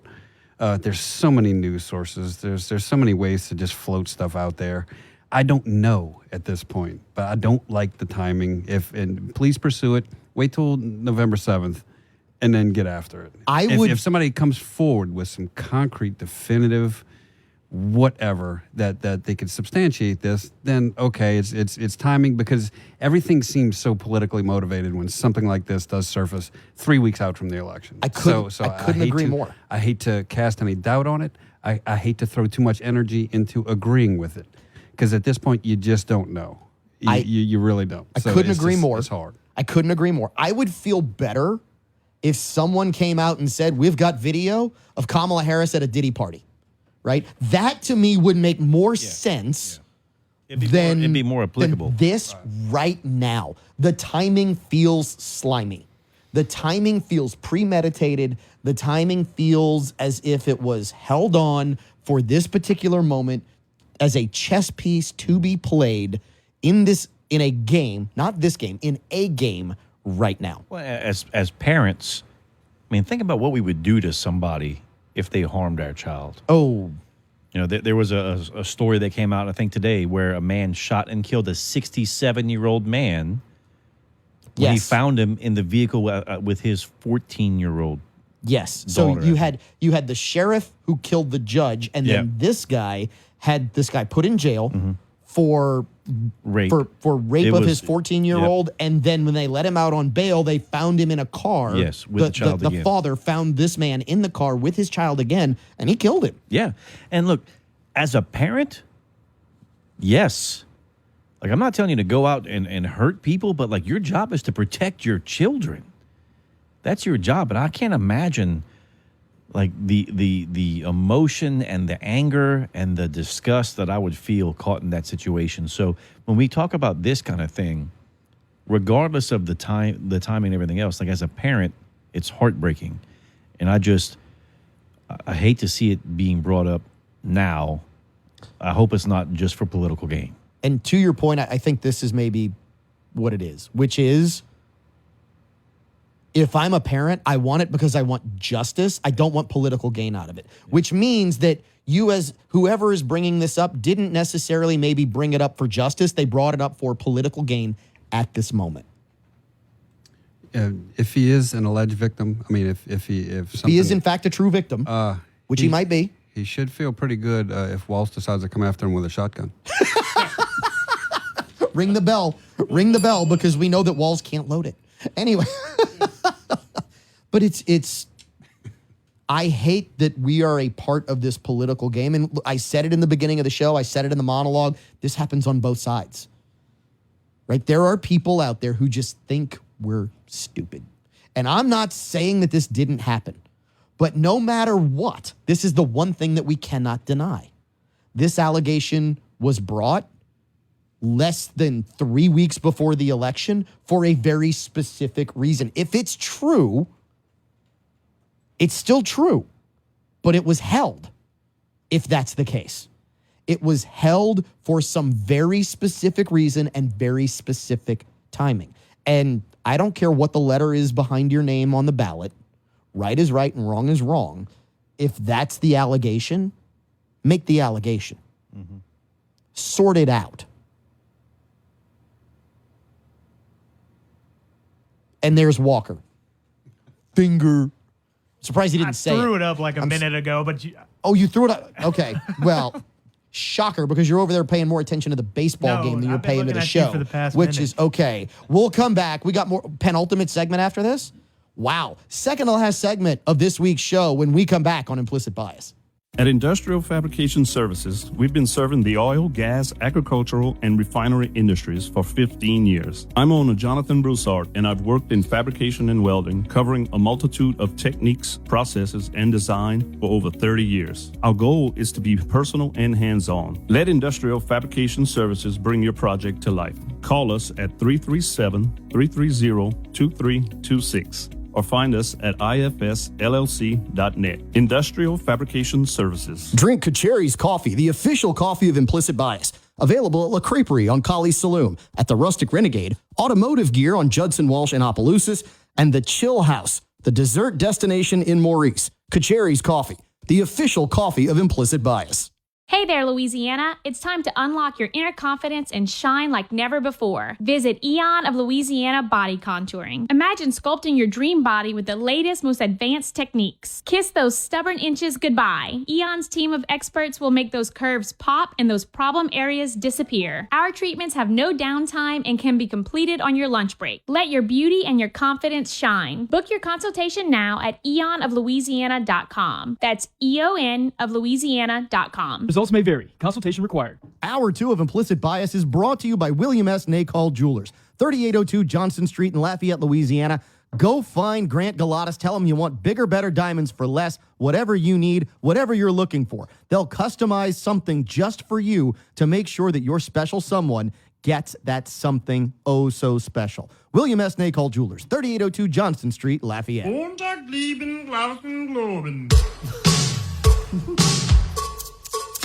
All right. I got something to say. Penultimate segment of this week's episode of Implicit Bias. That means the second to last. We used to call it the Sam Stokes Rest in Peace segment, but Sam's not with us anymore, so we don't call it that anymore. Sam, rest in peace, moved on. Which is why we have Walker, who is better off dead. It's also his nickname. We also have here in the top secret podcast lair, the rustic renegade himself. He is Caleb Morse. He's wearing the What Would You Pay championship belt chain, which matches his shirt. And a few of my teeth. All right, Lil Wayne. And then at the bar, we have Grant Galatas of William S. Nacall Jewelers. He is on your right. On your left, we have Eli Tate of Gambino's Bakery, who bought snacks. We always like people who bring snacks. We appreciate Eli because the snacks are top-notch from Gambino's Bakery. All right. We're talking about the fact that they think we're stupid. They think you're stupid. They think I'm stupid. They might be right on me. They're not on you. And here's one of the ways you know. S. Matthew Liao. Anybody catch that name? Anybody know which story I'm referencing here that I sent to the crew? I can. The way to fix climate change? That was a climate change guy. Yeah, that's the climate change guy. Oh, yeah. Notice everybody's face, if you could see the reactions, which I know you can see some of them. Everybody's face in here is like, oh, that guy.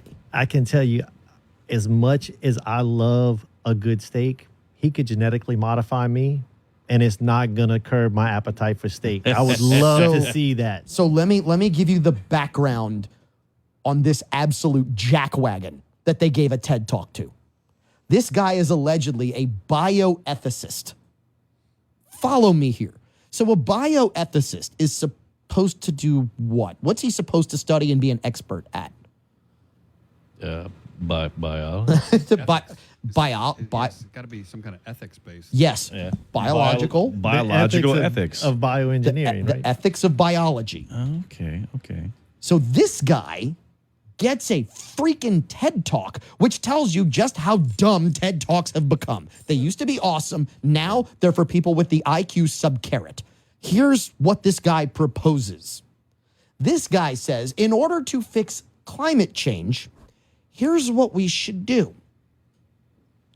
We should take people and bioengineer human beings, and this is ethical, to change the DNA of human beings to make them intolerant of meat, the same way some people are naturally, allegedly, intolerant of dairy.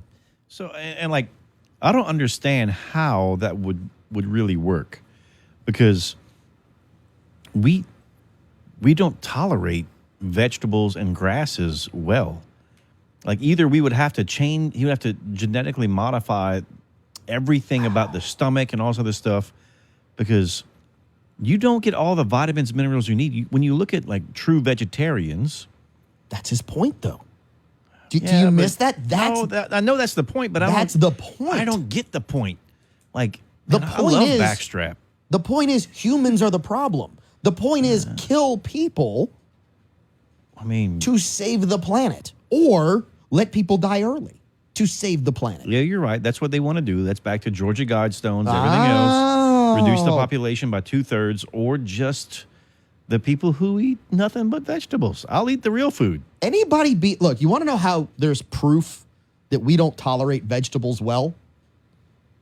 Feed one of us a lot of broccoli and stick around for the next 2 hours. That's all I'm saying. Trust me, the digestive tract doesn't like it. Or asparagus. Well, the lovely effects of asparagus. That can take minutes. Trust me. Yeah. Don't ask me how I know. Just trust me. A nice, thick, just buttery fat steak. I'm salivating. Cooked rare. When I say you got rare, me thinking about Mr. Lester's. I'm talking blue. Yes. And Chef Willie's got just a little bit hint of salt on Dude, top he of can it. throw some blue cheese on it and do that blue cheese topping. Yeah. Aaron's over there. Aaron's salivating. Aaron knows.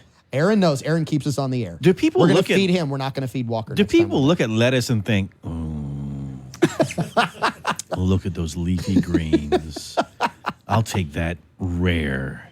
Like, is that when you see a salad, are you like, I want my salad rare or well done? How do you do a salad? Is it dry? Is it like leaves? Here's my problem with the salad. When I order a salad and they say, how would you like it cooked? I can't look at the server and say, when I stick a fork in it, I want to hear, mrrr, yeah. Right? I mean, you can't do that with a salad. The only time I get a salad, honestly, is when we go to Mr. Lester's because they bring me one. Like, I have never gone somewhere and been like, you know what? I want a salad today. And guess what? The salad that Chef Willie brings you, it's got meat on it. It's got meat on it. Yeah. And that's why I'm like, look, I wouldn't normally eat this. I'm going to try it. And it's something amazing. All right. I have a very interesting take on this video. Go watch it again. Okay. I find it hard to believe that this person in this line of thought could get anyone to sit in a room and have a captive audience. Go watch the video again, because when they pan the audience, people are cheering. At first he said something and like a little splattering of giggles broke out. And then it's like the crowd was like, is this guy serious? I think actually what he did is he showed up at a comedy store. Okay? And they introduced him and he came out on stage just because they had people to actually listen to this nonsense. Because I'm serious, go watch the video again, because he said something, we have to genetically engineer humans. And everybody was kind of like, ha ha. It was like an uncomfortable laughter. And then he said something else and they broke out into applause. And then look around the crowd, because everybody's sitting at tables and they have drinks in front of them. Go look at it again. Just a little rabbit hole for you to go down. Go watch the video again. Because nobody would actually show up and listen to this dribble. I don't believe that people knew what they were going to get when they showed up. Right? I don't think anybody actually shows up and says, I expect this. Because this guy is so far out of anything that is biologically ethical, it's not even funny. Eli? I was just going to say, I hope you're right.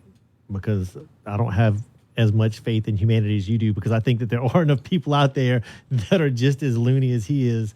And that's the scary. That's why he got a TED Talk. That's the scary part of it. If they want to line up to get genetically modified to where their descendants will only eat kale, that's fine. Go ahead and do that, because my descendants will have more beef. They'll have delicious bacon, which is the super meat of meats. They'll have Wagyu steaks.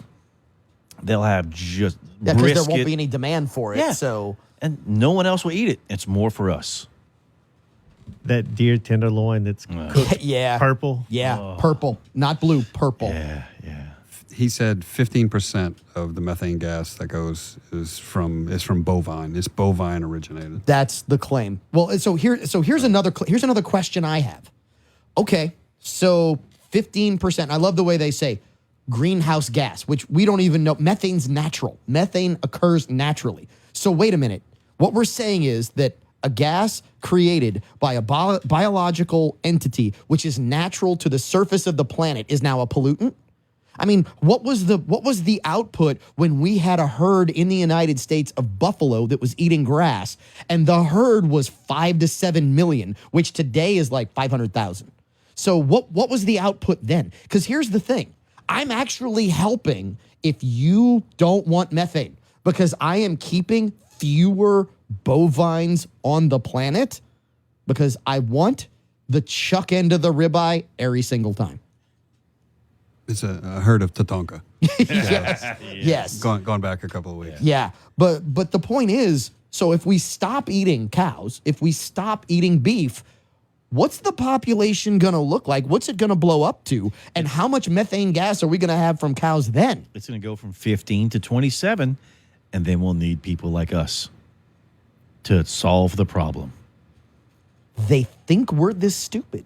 They really do. They think that, and here's the crazy part. The crazy part is, and Grant, you touched on this, there are actually people out there who buy into this. There are people who are like, yeah, that's the answer.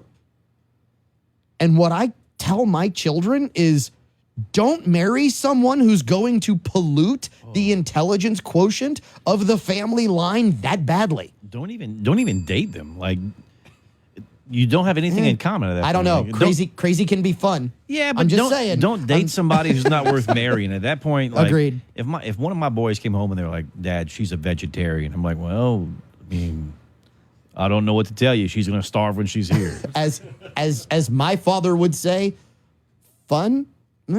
Maybe she's fun, but she's not fun to bring home to mom. Right?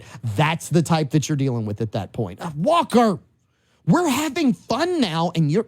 Well, before we I'm going to throw a glass at him. Is there a vegetarian gumbo? Just an okra gumbo? We're gonna contemplate that during the break and come back and talk about why millennials have ruined Monopoly on this week's episode of Implicit Bias. I'm Lee Ritter with Ritter Consulting Engineers. We've been around for over 40 years, and we've helped out local and state governments and regional contractors with their asbestos hazardous material issues. We can come in and do inspections and design to help you remove that hazardous material and keep your site safe and healthy for your workers, occupants, and the general public. We comply with all local, federal, and state regulations, keeping you in the clear. Give us a call, 984-8498, or look us up, RitterConsultingEngineers.com. How sweet it is. Gambino's Bakery of Lafayette can satisfy all of your bakery needs. Cakes, cookies, pastries, melt in your mouth pedophores, wedding cakes, and of course, the original New Orleans Doberge cake. Family owned and operated, let Gambino's Bakery take care of all your dessert needs for your family gathering, tailgate, holiday, or any special occasion. Visit with the baking professionals in Lafayette. Find what fits your taste. Enjoy the sweet life with Gambino's Bakery of Lafayette, 3802 Johnston Street. Call them at 337-406-9066 or online at gambinos.com. Hey Acadiana, I'm Kathleen Terrio with Next Home Cutting Edge Realty. I know realtors seem to be on every corner, but the good ones aren't. I promise to give you top-notch customer service that includes honesty, availability, and professionalism.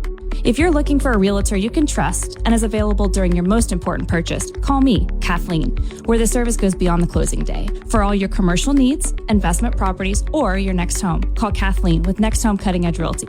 337-412-1536. That's 337-412-1536. Or find me on the web searching Kathleen Terrio Realtor. Water damage needs to be fixed the right way the first time. For water damage in Acadiana, turn to the best, ZB Environmental. Utilizing large commercial desiccant dehumidifiers, Zach Blanchard is even there for homes or businesses that have lost utilities. ZB Environmental will also rent portable drying equipment as well. For your damage assessment, call ZB Environmental at 337-247-4200 or zbenvironmental.com. That's zbenvironmental.com. Experience Acadiana's most exclusive steakhouse, Mr. Lester's at Cypress Bayou. Make your reservation today. Space is limited. Take Highway 90 to the Baldwin exit. Hour 2 of Implicit Bias is brought to you by William S. Nacall Jewelers, 3802 Johnson Street in Lafayette, Louisiana. Go find Grant Galatas. Tell him you want bigger, better diamonds for less, whatever you need, whatever you're looking for. They'll customize something just for you to make sure that your special someone gets that something oh so special. William S. Nacall Jewelers, 3802 Johnson Street, Lafayette.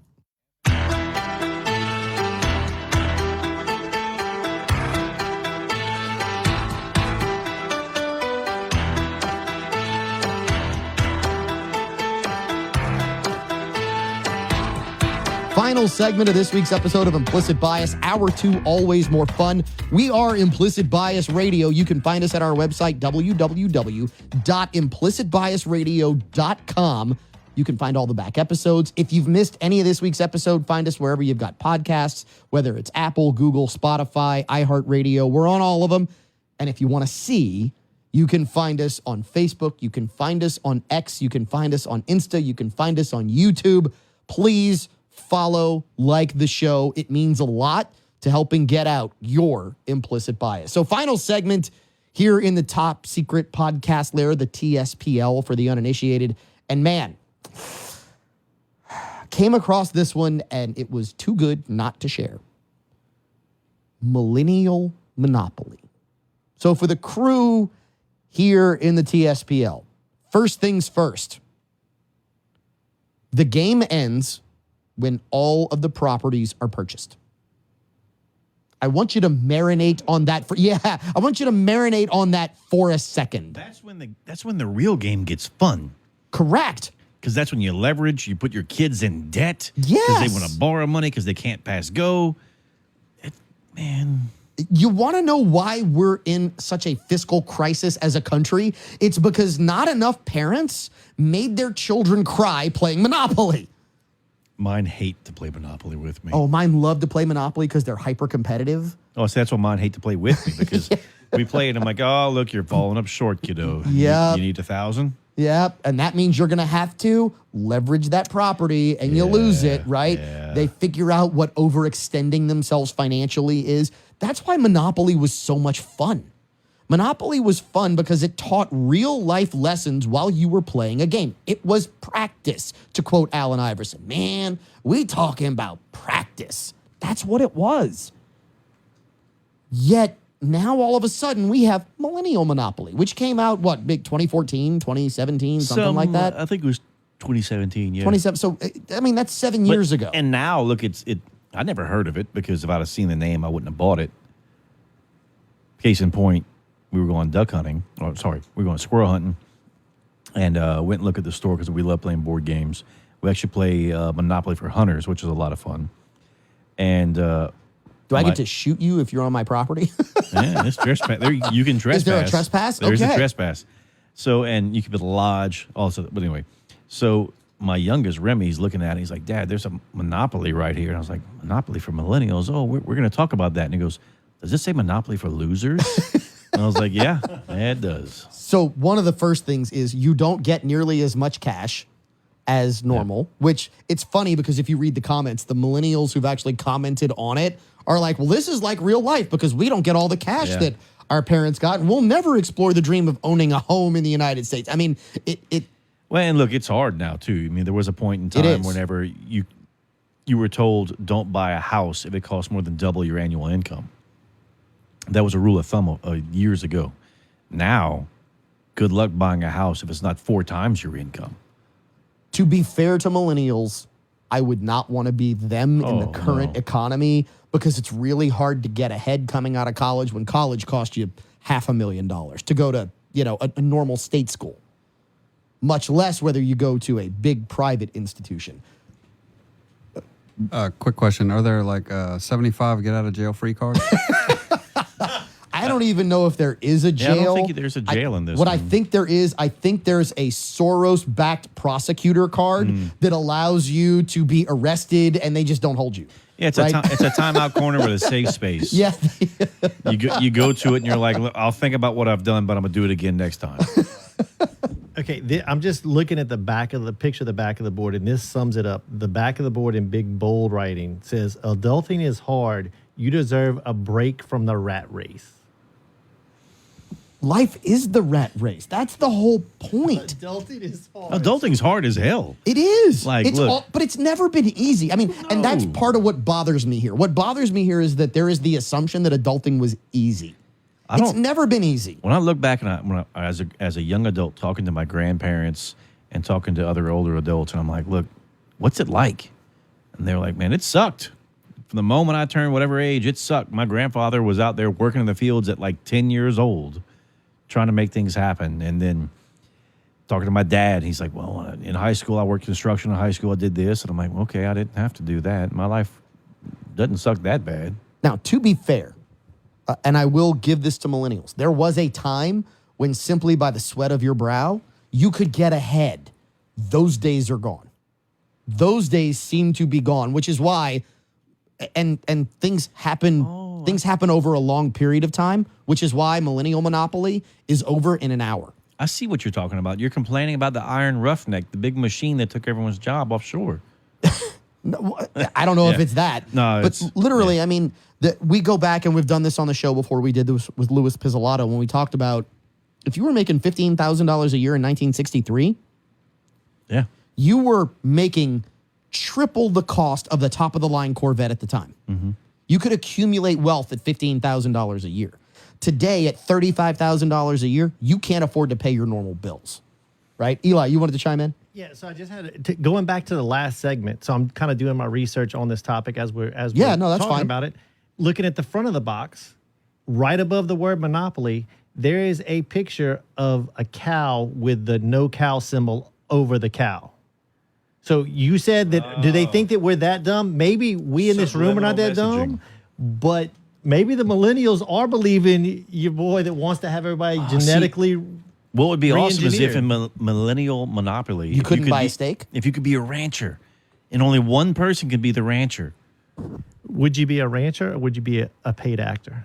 Oh, I don't know. Look, that's tough. job. Good Because the paid actor, and ring the bell, the paid actor gets to be part of the system. The paid actor gets to be part of the elites who get to sit there They get and the be, government subsidized check at the end of the year for doing nothing. They get to be in on the joke. They get to be in the club. And remember, as George Carlin said, it's not Republicans versus Democrats. It's us versus them. It's one big club, and we ain't in it.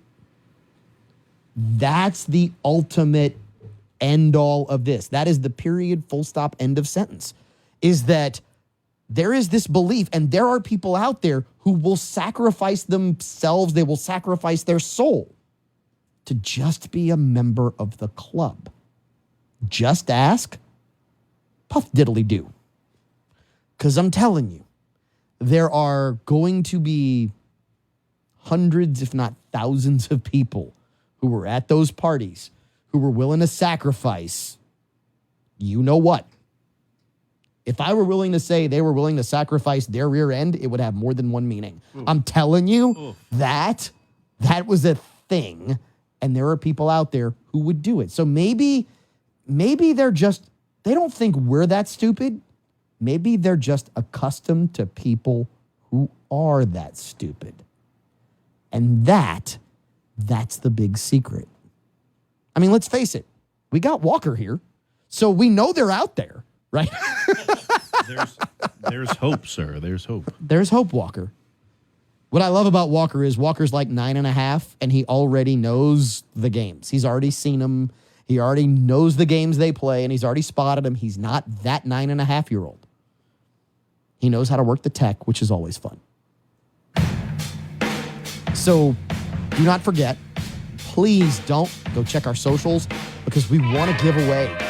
We want to give away tickets to Winner Implicit Dinner. Please do go check our socials. Did I mess that up and say don't go check our socials? Yeah. I did? Yeah. You said please don't go check our socials. Oh, yes. Yeah. So Yeah. please do go check our Please socials. do go check our socials. Yeah. You want to win. Trust me. You want to be there. You want to have a great time. You want to drink with us. You want to stick around. You want to have fun with your implicit bias. We'll see you in 7.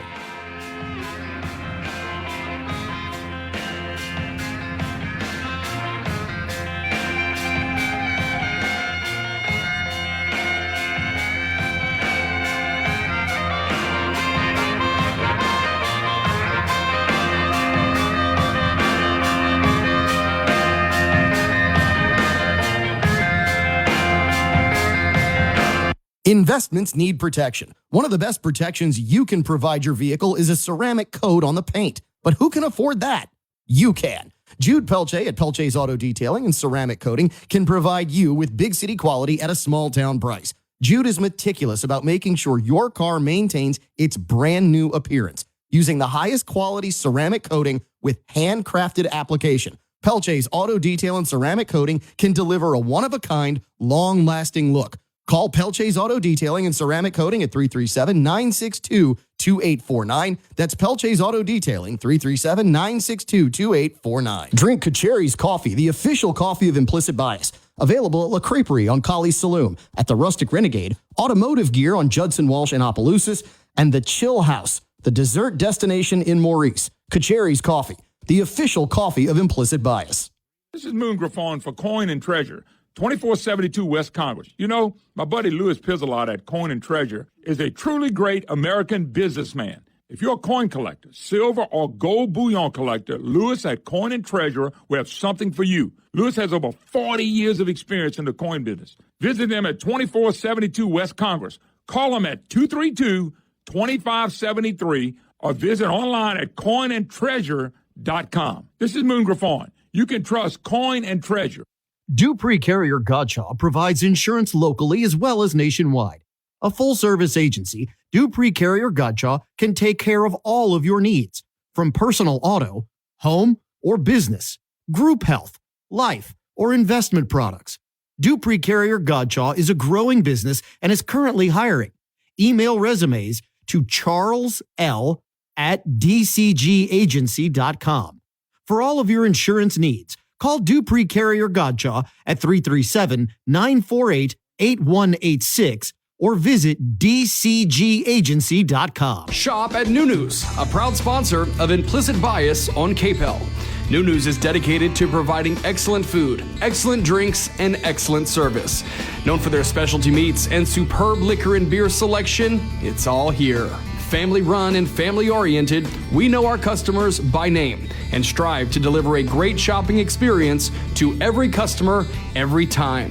News, now open in Youngsville, Milton, Maurice, and Scott. Have an honest injury? Call an honest attorney. I'm Chris Castro of Castro Law Firm, and I handle a broad array of injury cases involving car, truck, motorcycle, and premises liability. I pride myself on personal service with a pragmatic approach. A legitimate attorney for a legitimate need. Castro Law Firm in Lafayette, Louisiana has been helping the hurting throughout the state of Louisiana since 1992. Call me at 337-984-7677 or visit my website, castro-firm.com. LSBA filing number 2416932. Let your pictures say more than 1,000 words with us at Nouveau Photo. I'm Danny Izzo. Me and my wife Mona will help you preserve all your memories and pictures. At Nouveau Photo, we'll create beautiful portraits of your family, high school, college graduates, and even your pets. We can also offer group pictures for schools, churches, sports, communions, and confirmations. Let our family create memories for yours. Nouveau Photo. Find us online at nouveauphoto.com. That's NouveauPhoteau.com. Or call us at 337-233-1094. Nouveau Photo. for photos that last a lifetime. This program has been paid for by Pipe Dream Entertainment. News Talk 96.5 KPEL, Breaux Bridge, Lafayette, broadcasting from the Matthew James Tax Pros studios. Find them online at MatthewJamesTaxPros.com. For Israeli Prime Minister Benjamin Netanyahu says a drone was launched toward Netanyahu's home in Caesarea, Israel. According to the spokesperson, Netanyahu and his wife were not in the home at the time of the attack and that there were no casualties. 3 drones in total were fired from Lebanon. 2 of them were intercepted. Earlier this week, Hezbollah vowed to escalate the conflict with Israel following the death of Hamas leader Yahya Sinwar. Sinwar was the architect of the October 7, 2023 terrorist attacks, which launched Israel into war with Hamas in Gaza and escalated the border fighting with Hezbollah in Lebanon. Fox's Jackie Ibanez. This coming after Hezbollah said it does plan to launch more guided missiles and exploding drones into Israel.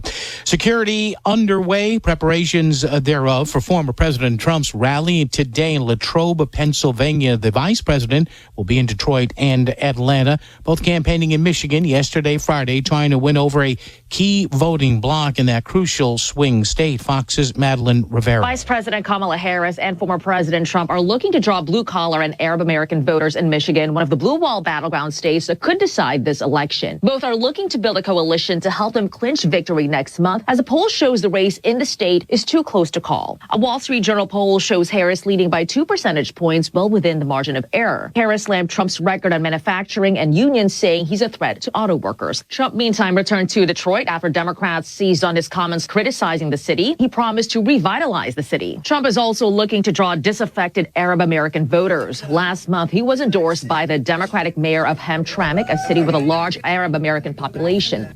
And early voting begins today in Detroit. America's listening to Fox News.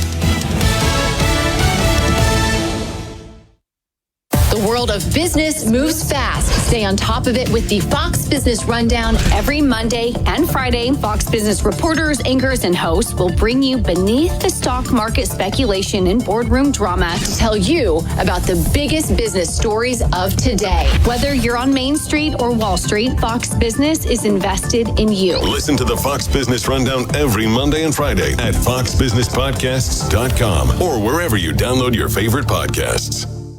Interesting people are talking to Will Kane. I said, what do I call you? I call you Dwayne. I call you The Rock. He said, now that I own it, I can call you The Rock. Yes, I own it now. You can call me The Rock. Our next guest needs no introduction. It is Dr. Jordan Peters, my old friend and frenemy, Stephen A. Smith. What is going on here? I see the Will Kane show in the background. I see the microphone. Watch it live at noon Eastern, Monday through Thursday on foxnews.com. And get the podcast 5 days a week at foxnewspodcasts.com or wherever you download your favorite. News Talk 96.5. KPEL. The following program is paid for by Magellan Financial. The views expressed in the following show are those of the hosts or hosts only. They do not represent News Talk 96.5 KPEL or Town Square